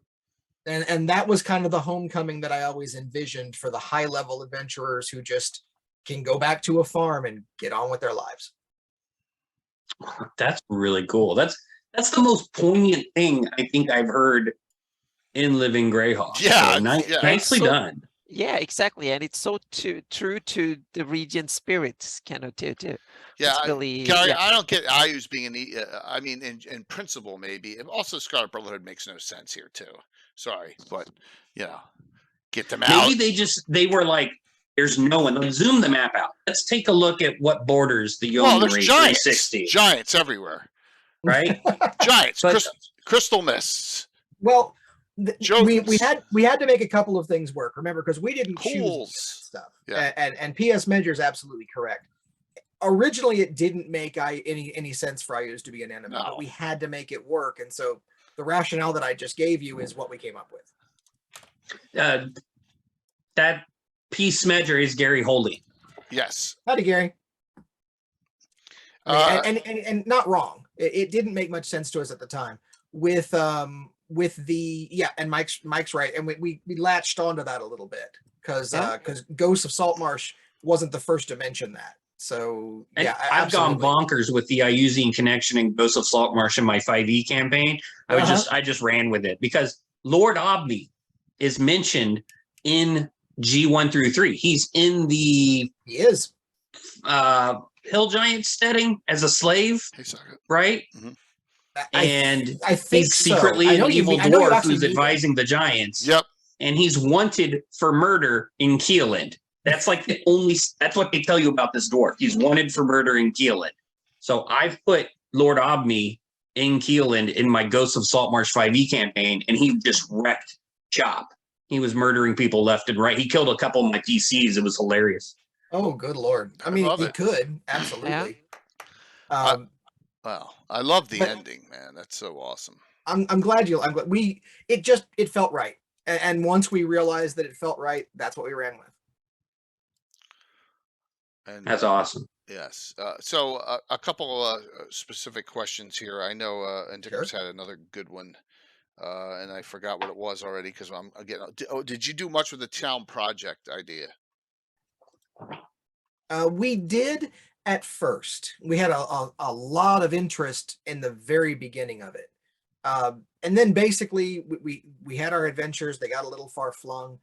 I admit we wanted to do more with it, but we did some. It was a fun project, which was basically the project that they're talking about was effectively the create a town, set up your borders and your location, and define it however you like. We actually gave out some certs for the best ones. We actually gave out certs for all of them, but we didn't have that many. But the absolute best ones we incorporated into modules later. Yeah, because it sounds like the Yeomanry would have been this perfect region for developing the Verberbonk town system template and allowing the players to, hey, we create this town. It's a walled village. It's a fort. It's a tower or whatever, But, each region adopted it in a different way once we all learned it was possible. Well, the map is up at the moment on screen. So if you look at the shield and you go to the southeast, that big sort of open plains area, in year 5, we did a land rush. Oh, cool. Yeah, it was one of our interactives was a land rush, and effectively players in the interactive could go out and claim a spot, and we were going to link that back into the town project, but even so, people were able to actually claim their own places and build their own homes. Cool. I like that. So it turns out Gary wrote the Yeomanry entry in the Living Greyhawk Gazetteer. He's still calling for the invasion of the Yeomanry by Keelan. Oh, imagine that. I mean, Keeland's right here. A lot of people don't realize that. This is Keeland. Oh, right it is. Yeah, we're on the western side of the Dreadwood. Yeah, that's Keeland. Jay, go take a look at the whole marshes. Yeah. And where would your adventure Mine's on the other side. Mine's here. You're on the Keelan side of the Hool Marshes. Dunmounds. This is the town. Look, okay. Even though Living Greyhawk isn't going now, as Triad, I put it out there officially. Anytime the Kiowish wish to come across the border and die, they're welcome. Yeah, I like it. Or even better, if they want to come across the border and get a nice farm, marry, have some kids, that's good too. Did the Yeoman, before you run out of time, August, let me ask you real quick. Did the region have any other big bads? Was there a big bad dragon? Was there a big bad, like a Boneheart level villain or hierarch or someone who was hiding, giving bad advice to the rulers? Like, what was like the biggest, craziest monsters that came out of that pit? Like, okay, out of the pit. We had all in general, I'm just imagining the pit was your reason for big, crazy monsters. But like in the Bandit Kingdoms, we had several dragons. We did actually have a dragon that was released out of the escarpment. We had a huge black that immediately went to the Hool Marches. Oh, cool. Okay, yeah. I mean that makes sense. The black came out of the pit. We ended up mentioning in a couple of our modules how it just flew right over well-populated towns with horses and people, but it never stopped for a snacky treat. It went straight to the Hool and disappeared. It knew what it was doing. Nothing of any particular note, honestly. Marius Linden, for the most part, just lived his life. Was Marius Linden the ruler of the Yeomanry? That was our freeholder. That was your freeholder? Yeah, Gary, I asked the question if they were going to have an election, and they almost did, but they didn't get around to replacing. Yeah, our intention was to have him retire, and we just never got around to it. Yeah, there wasn't any mass killings here, except for when the earthquake happened. Yeah, we really didn't annihilate anybody. We were going to have the elections were on a decade system, but we were going to have him retire early. Right. The original plot was effectively he was going to come down with some kind of respiratory infection. It wasn't going to be quite as bad as tuberculosis, but it was going to be something that was going to slow him down. It's Yeomanry. Everything is nice. Yeah. Come to the Yeomanry. Everything's nice. That's like when you drive across to the border to Virginia, right? Virginia is for lovers or whatever on the side of the highway. It says no radar detectors. Yeah. and no radar detectors. I did see that one as well. That's true. Oh my gosh. Yeah, our road coming out of Keeland, our sign could be "Welcome to the Yeomanry." You're welcome. Yeah, exactly. Yeah. Yeomanry reminds me not as well. It reminds me. It's a democratic Valuna, where Valuna is more, religious based. But this is, But you're right. It's in its own little pocket. The question was, here's Malkasia, which is Maldens and the Tours. Did you have any interaction with the Sea Princes at all, or anything going on, down in this area that you said you linked right below a little bit. We did a little bit. We had a couple of modules laid on, like I'd say year 5, year 6, but not much. Okay. We kind of just did our own thing. It's good. Yeah, the Flyness is Canada. I was thinking it sounded like the Shire for humans. Yeah, no, I like that comment too, and that's about right. Yeah, that's awesome, Gary. Yep. That's funny. Yeah, we're not talking about more gargoyle tonight. But you were asking about big bads. We did have a couple that come to mind almost immediately. Okay. We had one of the ways that we sort of tried to resolve the Scarlet Brotherhood being enemies was that the Scarlet Brotherhoods basically had a slaver road that through Keeland. And if they would come in through Keeland secretly, and they would enslave people from the Yeomanry, and they did it basically until they got caught. Okay. And so we actually had one of our big bads was a contact for the Scarlet Brotherhood who would find suitable slaves, find people that he thought could be taken without being noticed. And he was the slaver in the yeomanry. Right. Okay. But see, that's a realistic big bad instead of a armor class 100 half demon, half dragon. It's you know what I'm saying? Big, not that big and not that's that good. bad, but it's that's good. I like that. Yep, that's great. We did not anywhere have nowhere near our allotted limit of demigods. Sorry. So here question. What was the? Oh, sorry. I was going to say about cons. Oh, sure. How many people did you have at a con? Did you have 100, 200? How many? Jay stole my question. Good job, Jay. It really varied. We actually had a lot of smaller shows where we'd have 50, 60 people. Nothing wrong with that. But we also had a few larger ones. I think the largest small con that we did had about 350. That's good. Wow. We did a show in Birmingham, Alabama that had about 350 people. That's amazing. I'm positive we never did that in the BK. I was trying to figure out what is the biggest city in the Yeomanries. Loftwick. No. I mean Alabama, Arkansas, Kentucky, Louisiana, Mississippi, and Tennessee. Mm-hmm. Nashville. You think the most populous?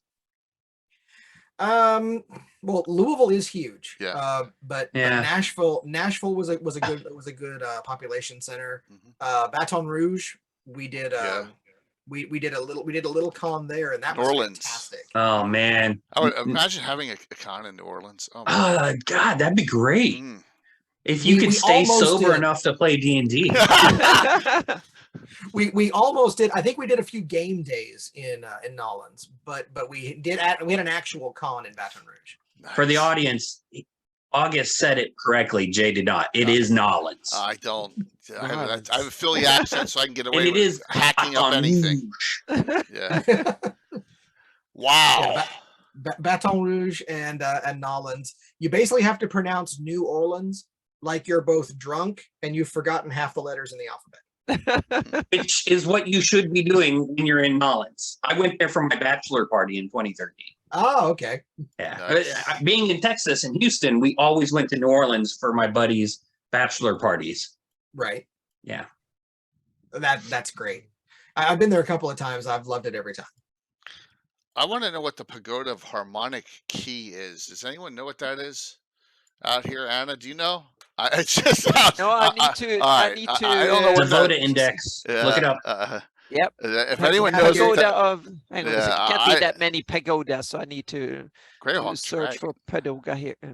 Well, I'm assuming it's some kind of a monk monastery, but I was just curious if it was yeomanry or not. I saw it out here. I was like, that's interesting. I don't know if Groovy's gone into a bot mode because it's just spitting out random things like Dark Haggard PRC, which is the Renee prestige class for the harpoon fighters. Yeoman Spearman instrumental in conquering the Pomars. What, the first time or the second time? Or when? What does that mean, Gary? You got to be a little more.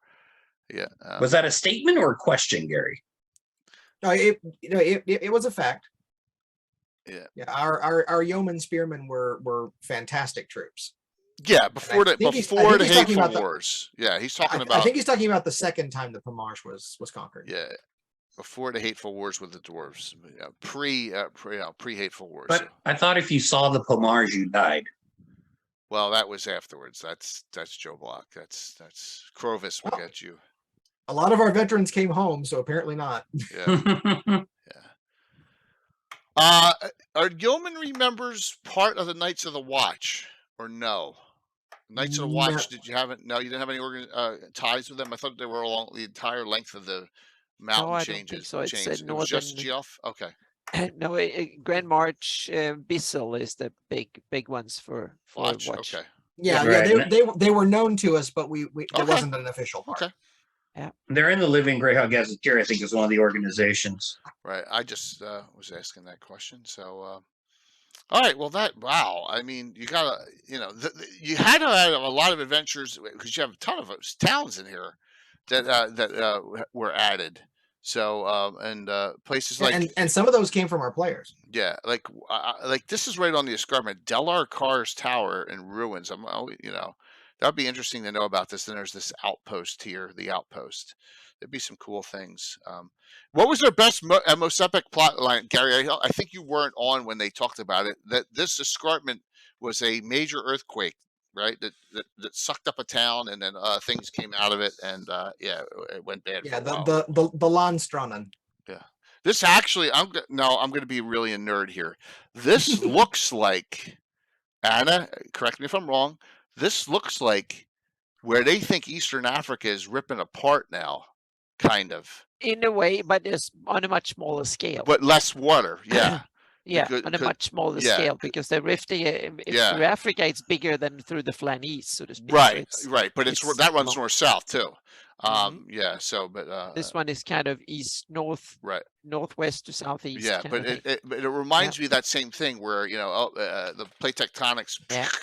It rips it apart, and then you fill in. And there's even a swampland that is filled in right here from that was right. That was part of the rift that was laid, because it's 598, so it's after the living Greyhawk where the map is set. So I kind of filled it in. It's not active rift anymore. It's not opening. Right. So it's a past thing, so to speak. So for the question, most epic plotline, I do think the Landstrannen was pretty much our most epic plotline. The land opening up, and then all of the modules that we were able to spring off of that definitely created the biggest storyline. For the most single epic plot, that would probably be the Elder God that was trying to surface out of the hole. Oh. We did have a sort of a demigod plot line. We did have a super big bad. Yeah. What was the allotment of demigods per realm? I don't know why, but Britt and Joe Selby came up with this idea to drop one in the Bandit game. Okay. Yep. Yeah. A lot of triads seem to think it was a big allotment. August, was this a canon monster that you guys had found, or were you just like, we need a big crazy thing in the marshes? We basically just defined it as a big crazy thing, and that because a lot of the times what we tried to do was we would take the results of previous modules to build our later ones. Yeah, sure, that's a great idea. Oh, yeah, that's what made it a living campaign. Exactly. So we had this big horrific bad. And it was going to come up out of the swamp, but there was a ritual that had to be performed first. And the reason that the players even knew that this was happening was because there were some farmers who had been kidnapped near the Hool. That a couple of farms had just gone vacant. The men, the women, the children, the livestock, they were just suddenly devoid. And so that's what adventurers are for, right? So they go in, they go into the Hool. But that entire plot line was solved in an extremely yeomanry way. The adventurers found the cult. They stabbed all the lizard men with spears. They stabbed the possessed alligator with spears. And then they went home. That was the end of it. Yeah, we don't need to delve deeper. We just get it done and move on. There was this big sort of stone block that had an engraved door. And the door came. We sort of. You remember the module that involved the frog gods? Mm-hmm. Yeah. Classic D&D module. Yeah. Yeah. I can never pronounce the T word, but it basically involved an evil frog god. Tamachoa? Tamokon? That's probably it. Yeah. See, I can't pronounce. Tamokon was the Mexican. Yeah. Or Olman or something. Yeah. But so we based it on that, and we even had this sort of demonic looking frog face that we had drawn up, and it was engraved in the block. And if players wanted to, they could have tried to wedge it open, and if they did, that would have been an opening for another module. Nobody did it. They killed the lizardman. They killed the possessed alligator. That's funny. And then they just GTFO'd. Yeah, exactly. They burned the bodies and they went home. They were good yeomen. They didn't invite more evil or poke around where they were not supposed to. And Gary Holian in the audience is talking about how Wastry should have been a bigger headache. That's because he wrote in the LGG conflicts and intrigues. Wastrian clerics have appeared in the Hool marches since the mid 570s and are blamed for raids as far north as the Little Hills. Nice. One sentence there. Yes, but here's the issue. Sounds like the Yeomanry doesn't have a lot of demi-humans, and so he's going to leave them alone.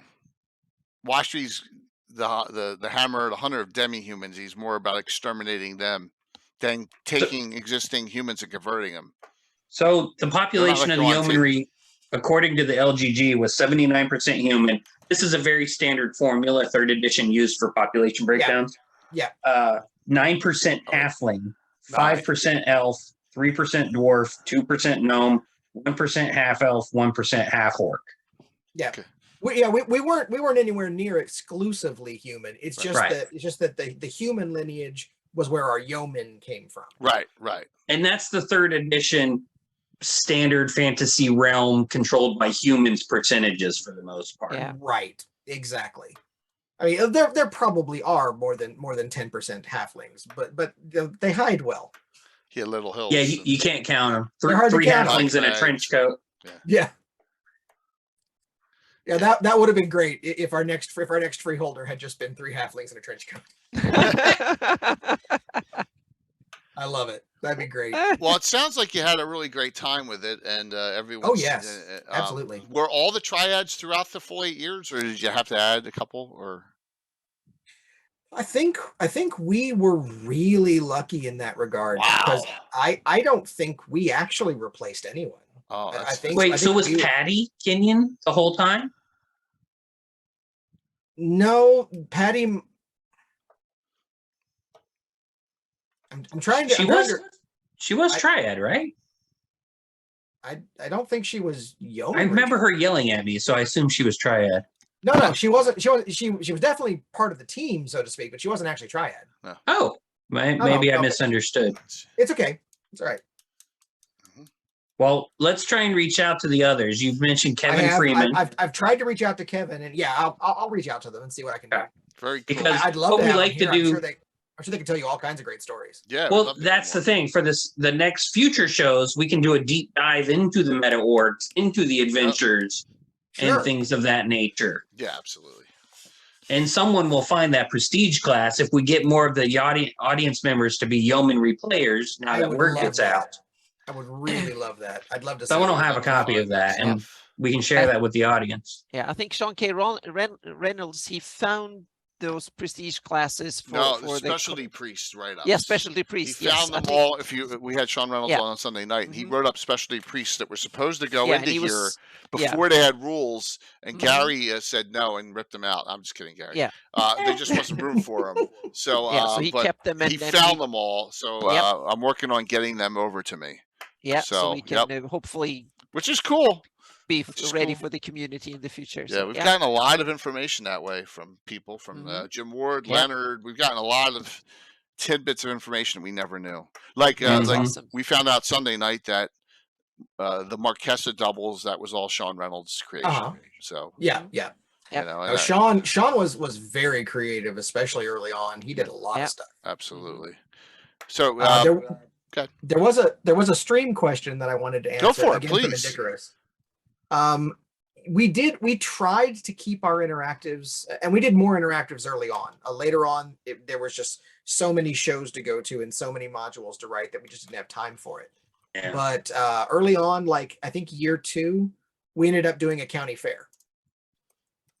And we actually had a few game masters who would run games like you'd find at a county fair. We had somebody bring their personal cornhole board with the bean bags, and we dressed it up to look a little more rustic. And I'm a chef, so I actually cooked up a country meal, and everybody who came to the interactive got a nice big bowl of stew with the kind of things you'd be able to grow in the yeomanry, and cracked brown bread, and everybody's had a good time. It was just a fair. That's awesome. It didn't get attacked by goblins or anything.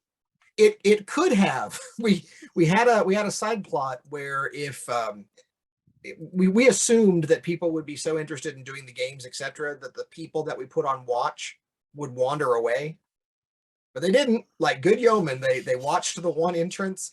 The goblin lookout tried to sneak his way in. They killed him dead. And so the rest of the goblins just never showed up, and it was just a fair. So you had PCs of whatever various levels.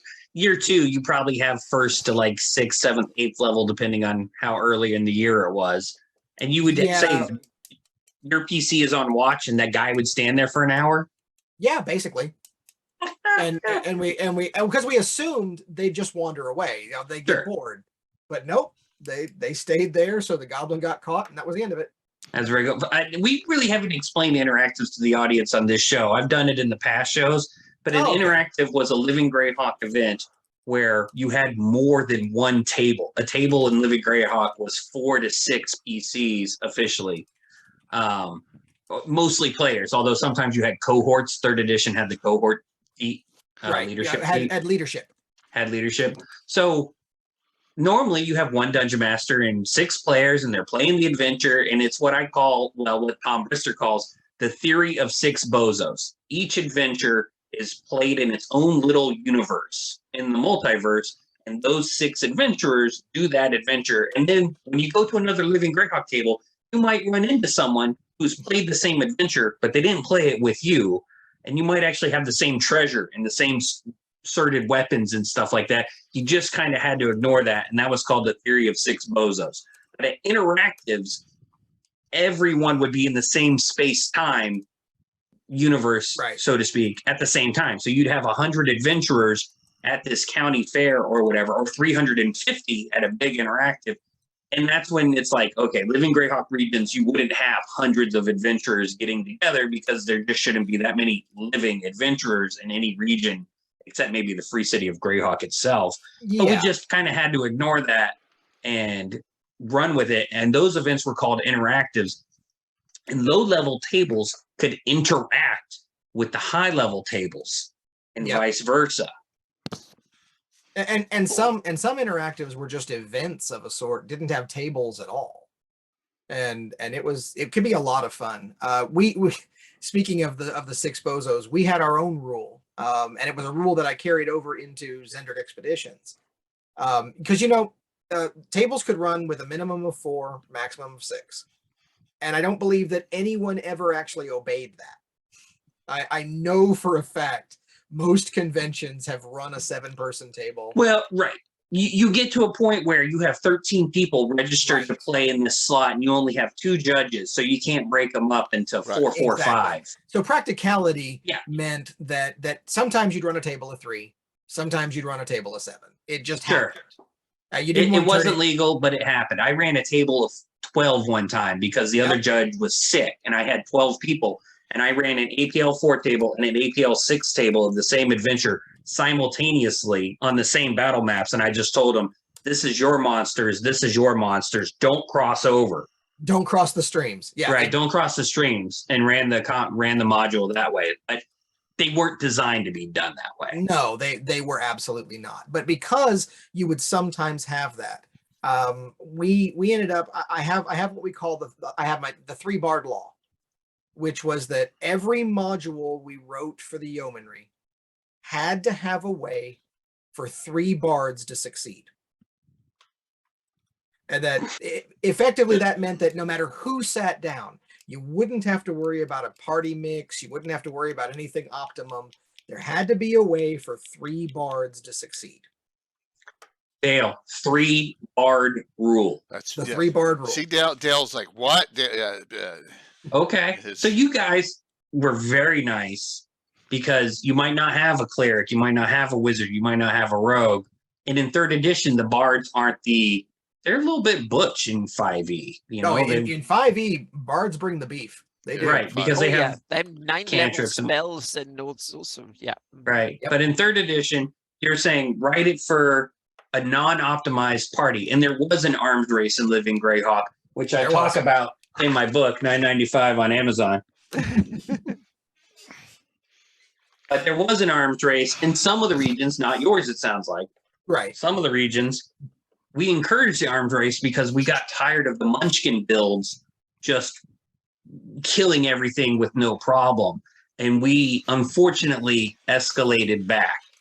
And then that means the people who weren't experts at 3rd edition character design might not have as good a time playing Living Greyhawk.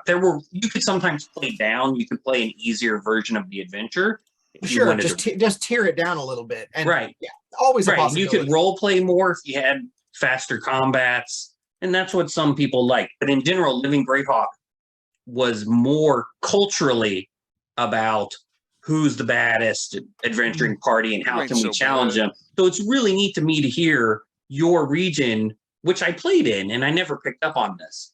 Right. Was more like, you know what? A group of 3 bards and some others should be able to complete an adventure. Exactly. So we had the 3 bard rule, and that was effectively our, you're not optimized, but here's a way you can succeed if you play smart and you just play to have fun. Cool. It's great. Nothing wrong with that. Nothing wrong with enjoying yourself. No way. That's awesome. It felt very yeoman to us. I'm not bashing other regions, but it sounds better than this thing with 100 armor class and people are fighting it for 12 hours, right? I mean, my eyeballs would pop out after a while, right? Casey, never had. Oh no, we did that. Morgenstaller, the Red Dragon, probably had an armor class of 53 or 57 when he fought. But someone had a card. You said someone had a card that undid everything. Oh god, the RPGA reward card that let him go during the surprise round, and he cast Greater Dispel Magic on our super buffed Red Dragon. And he took out he had cast, what's the spell that lets you not die from the Tomb of Magic or whatever? He cast that spell on a Jovok demon, and he was going to breathe on the demon, which all that damage would have gone out. It's just, right about it. It's another So he threw Death Ward on somebody. Yeah. I think it was Death. No, not Death Ward. It was something else. Yeah. This sounds like balance was in the game, which is cool.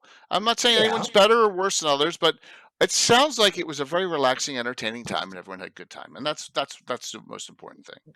That was what we were shooting for every time. What module's that? Just in the Casey. I don't need to throw it up again, but I'll throw a link in the chat. Yeah. So, what would you like to? I know you're gonna have to be going soon. I know we're at an hour 40. I've still got a few minutes. So. See how quick this is going. We're at an hour 40. Right? How old are the children? Yep. I've got a 12 and a 16. So the house, were they the reason the house burned down? I don't mean to be cruel, but teenagers are terrible people. No, unfortunately, it was just a wiring. It was just a wiring thing. Kids.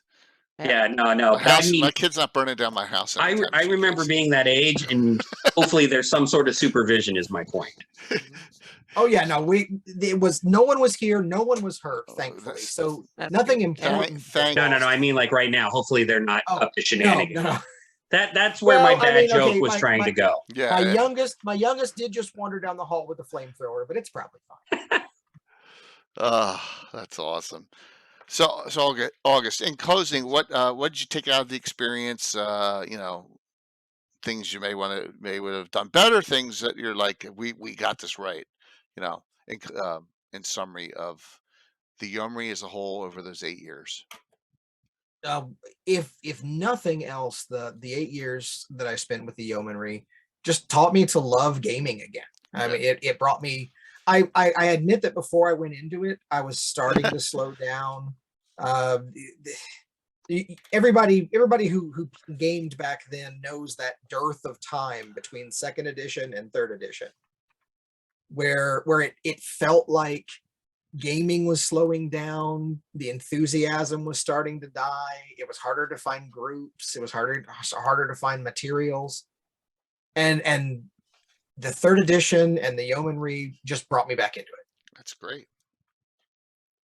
That is awesome. Same for me. I was at a bookstore in Texas. I was working it, and I saw the Living Greyhawk Gazetteer. Some guys came in to buy it, and that was about end of year 1 or year 2 in the campaign, and I was like, "What's this?"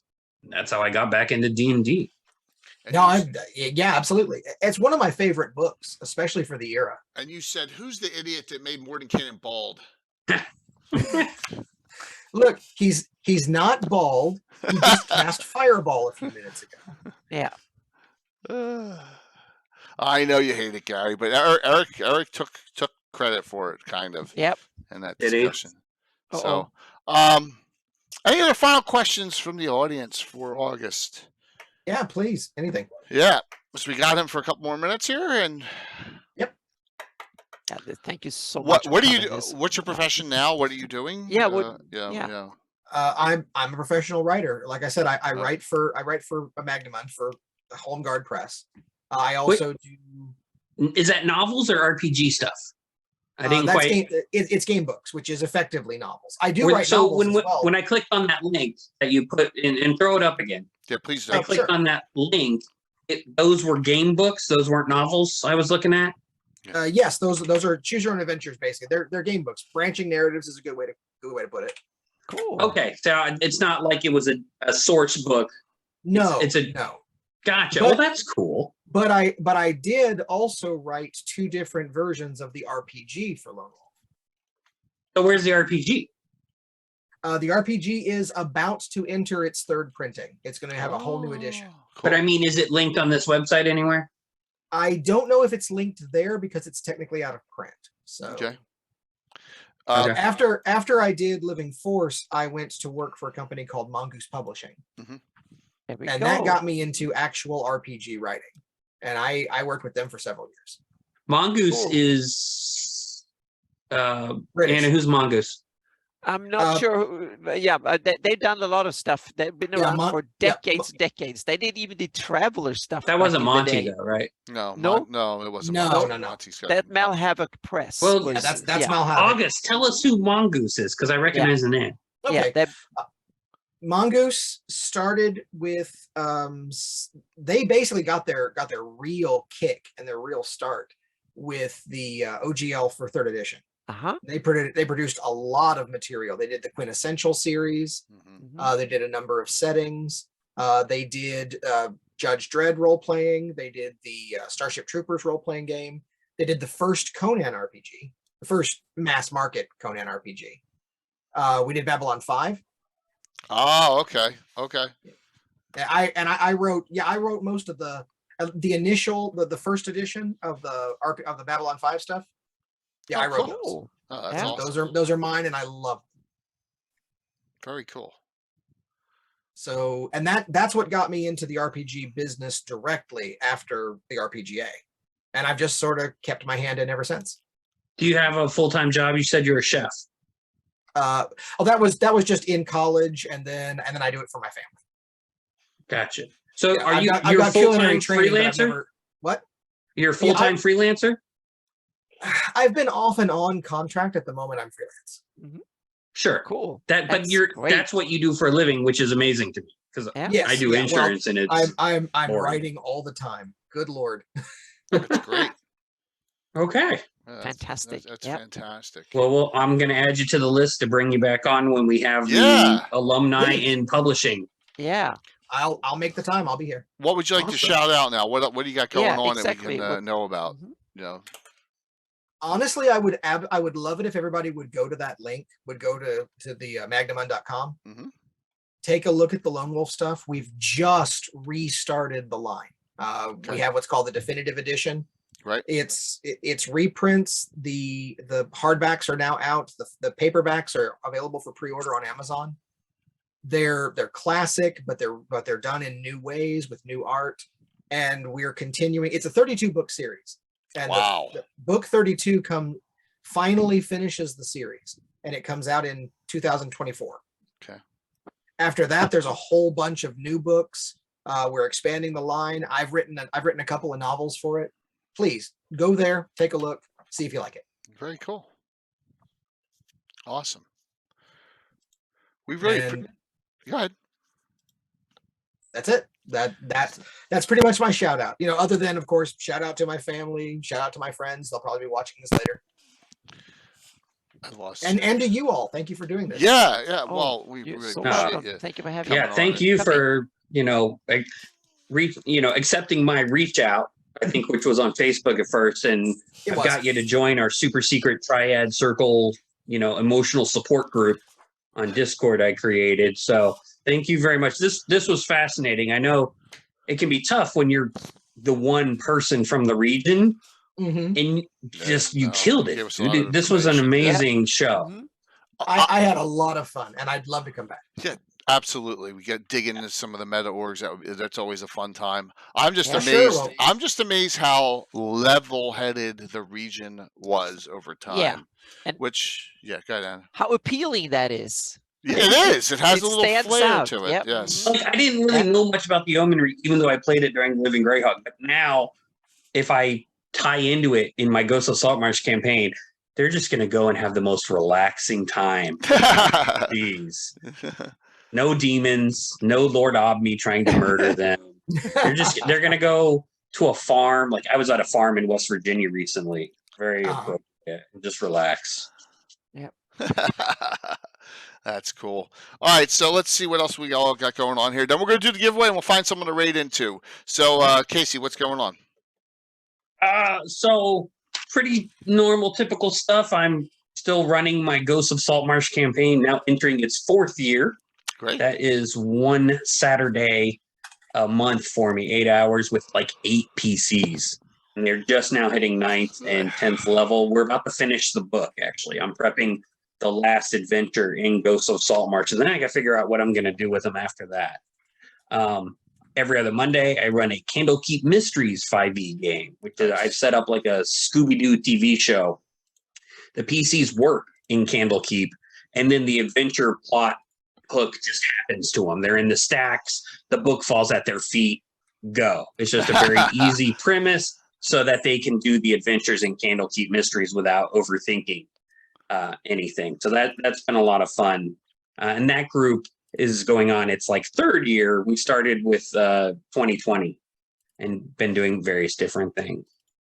I'm still slowly working on my Too Many Gods project, where I'm taking all the gods of Greyhawk. I'm examining their alignments in portfolios and power level. And then I'm like, these 3 guys are the same god. And I just smush them together. Thanks, and different cultures might call them different gods. But in actuality, in the multiverse, I'm treating them as one god. So that's a project I'm working on. And eventually, I'm going to start rewatching all of these great Legends and Lore shows we've done. And I think I'm going to start writing the book, The Unofficial History of Living Greyhawk, which will take me a few years. But with all the information we've gleaned from the Triads, going back to year -1, year -2 even, maybe, it's got to be recorded. That'd be a great seller, man. Yeah, it's sniffed out. Well, I don't know about that. Well, you never but, know. It's got to happen. So that's awesome. I think that's probably it for everything I'm currently working on right now. Very cool. Anna, what's up?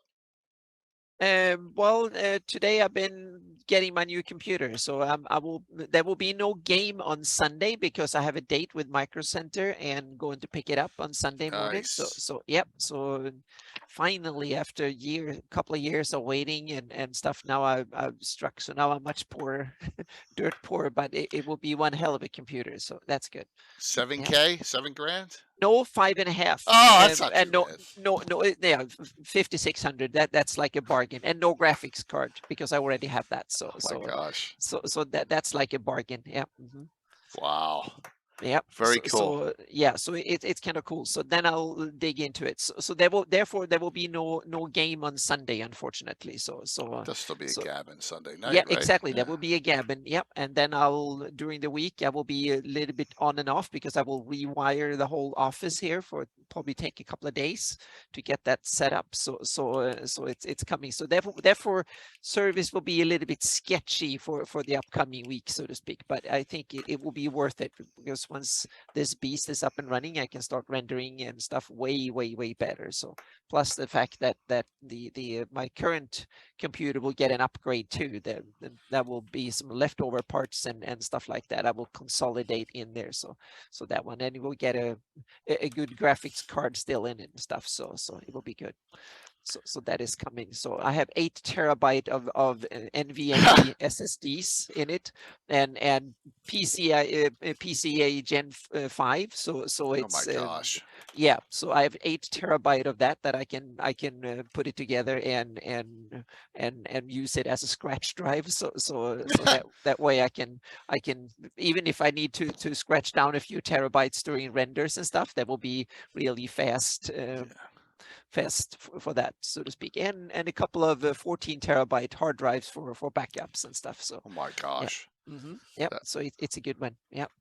That is awesome. So let me talk about what's going on here, and that'll include Anna in this discussion. Yeah, we have here. the Friday first. We have but tomorrow night first. Tomorrow night yes. first. Tomorrow night first. We finish Standoff in the Morass, and this is my the characters are first, second, and third level still in the Narwhal Headhunter initiates. This is my introduction to Rob Kuntz's use of his Dark Druid adventure, where the classes are in there and everything, and I am utilizing them. Here's a little pic of the fight that's going to be going on once we start. There we go. So, they're north of Narwhal, and some baddies coming there. So there you go, and that'll be tomorrow night. It's also Gamescape 3D sponsored giveaways. Please note that the ad for Gamescape, that Kickstarter is going on right now. It's only it's the cheapest Kickstarter ever, man. $8. Click the bottom one for that Lighthouse Kickstarter. It's $8. That's it to get in on that Kickstarter and to get that Lighthouse. So we will be showing that finish tomorrow night. Bill the Mastercrafter is bringing it completed and everything. I'm probably going to use it the week after next in an adventure. So we have one of only two of the ones that were printed prototypes. So yeah, it is absolutely, and that's tomorrow night. Friday night is something very special. Yes. Okay. Very, very special. Yeah. This is the. Oh, sorry. No, go for it.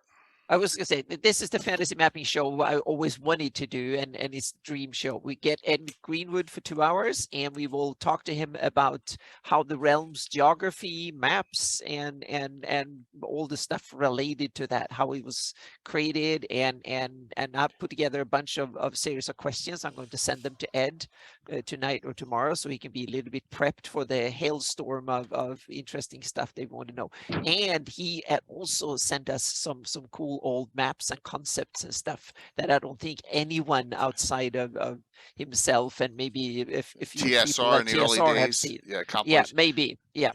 There's maps. There are maps. They're going back to 1972, and there's one from 1969. Yep. I was 2 years old when Ed made this map for his stuff. So we're going to show some ancient maps from Forgotten Realms. Yeah, and it's so cool because it's so rare we have the person that actually created the setting to ask them how they figured things out, in what order things came, and what changed during the process and stuff like that. To me, what's that's amazing to me as an outlooker, someone on the outside for these topics and shows, is the rapport you've built up with Ed, and the fact that when you started asking about Greyhawk stuff, he was immediately a fountain of knowledge. Yeah.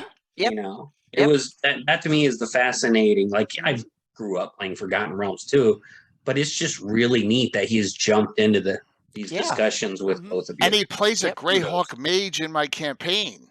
I mean, my gosh, he's playing it, So, and then I throw a bone back. He found a book from Pages from the Mages from Forgotten Realms in the Greyhawk game last Saturday. I mean, that's just, you got to return the favor. It's because there's crossovers.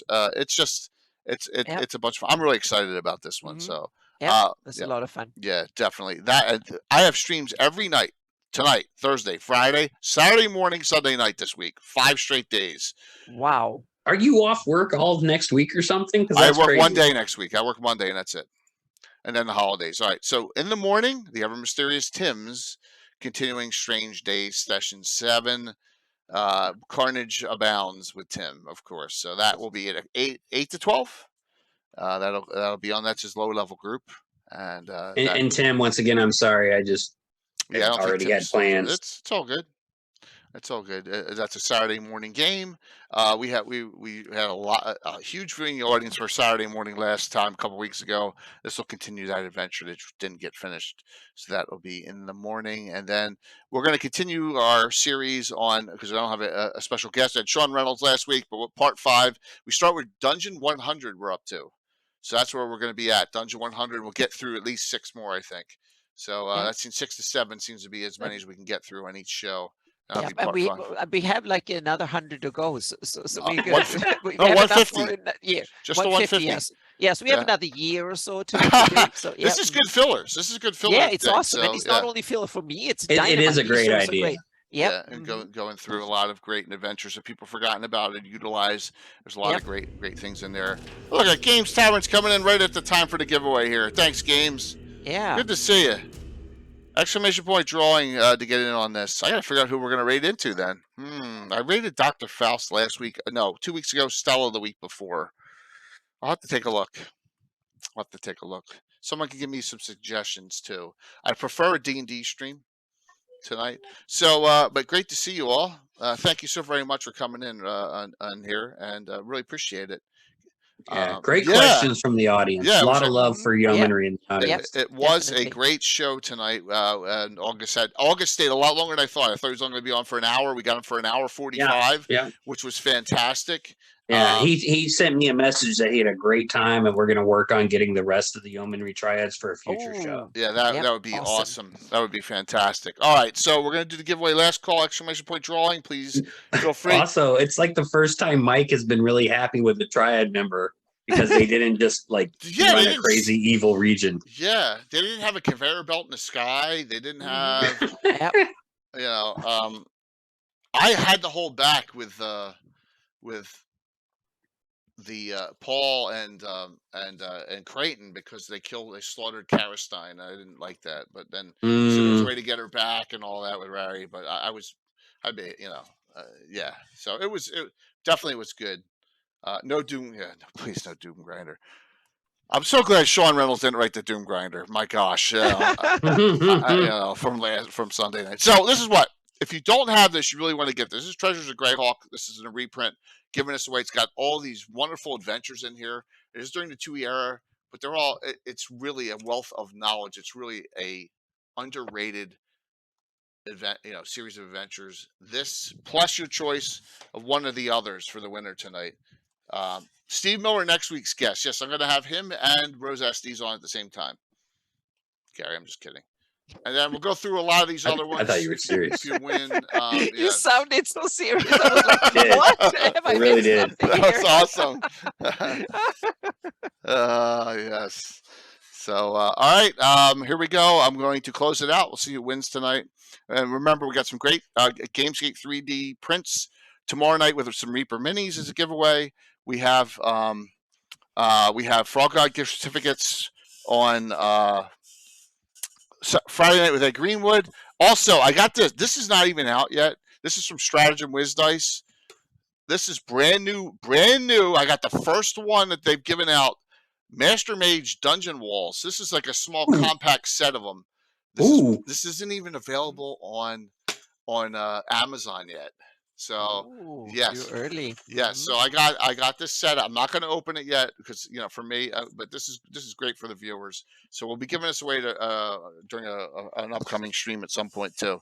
So we're getting some really great things here. All right, I'm going to close this out and let's see who wins. I feel like I'm forgetting something. Maybe not.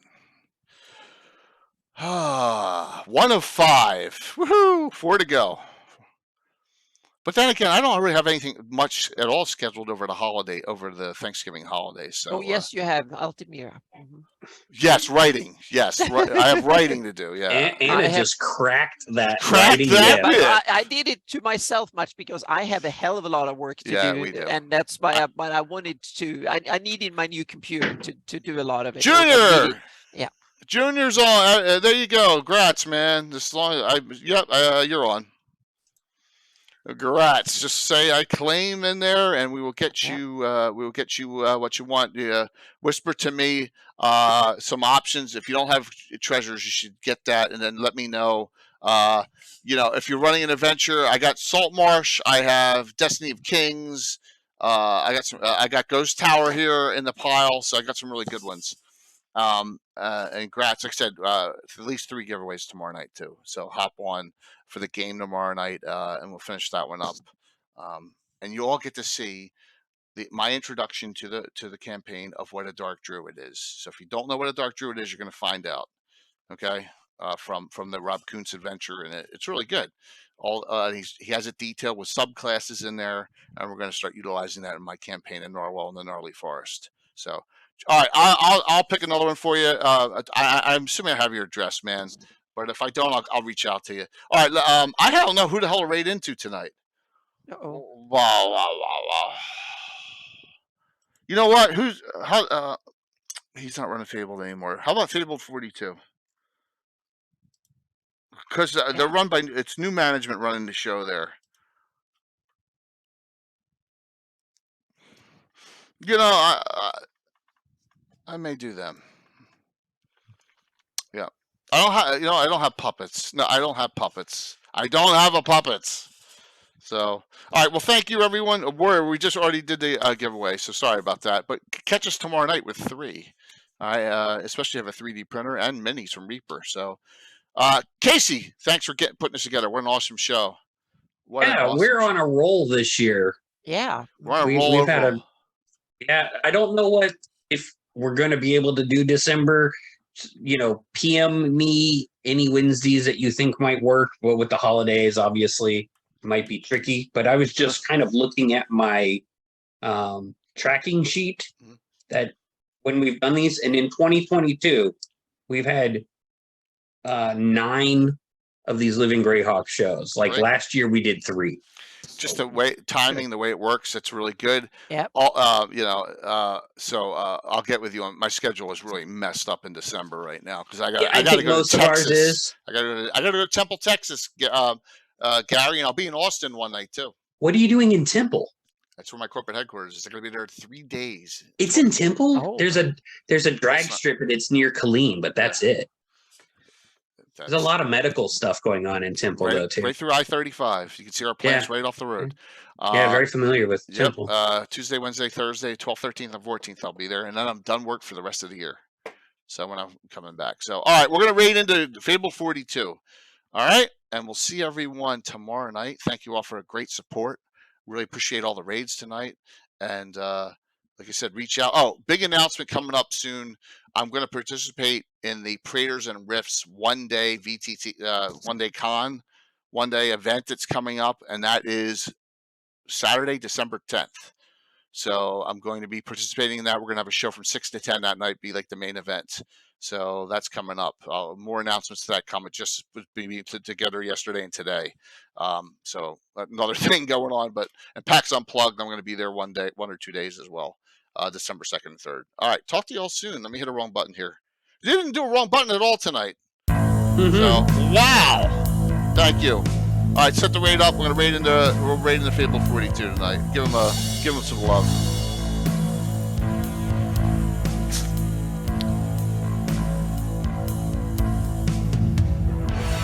Yeah, just great crowd. Yeah, it was awesome. Yeah. And thanks to everyone saying kind words. Really a lot of fun for me seeing this interest in Living Greyhawk. Yeah, definitely. Great. Look at that. We're going to be going in there with over 90. That is awesome. Yeah. 5, 4, 3. Good night, everybody. 2, 1. See you tomorrow night, 7:30. They're going to shit themselves when they see a raid of 95 coming in. Yeah. Thanks to you, Casey, that we can have them. That's the beauty of it. Yeah.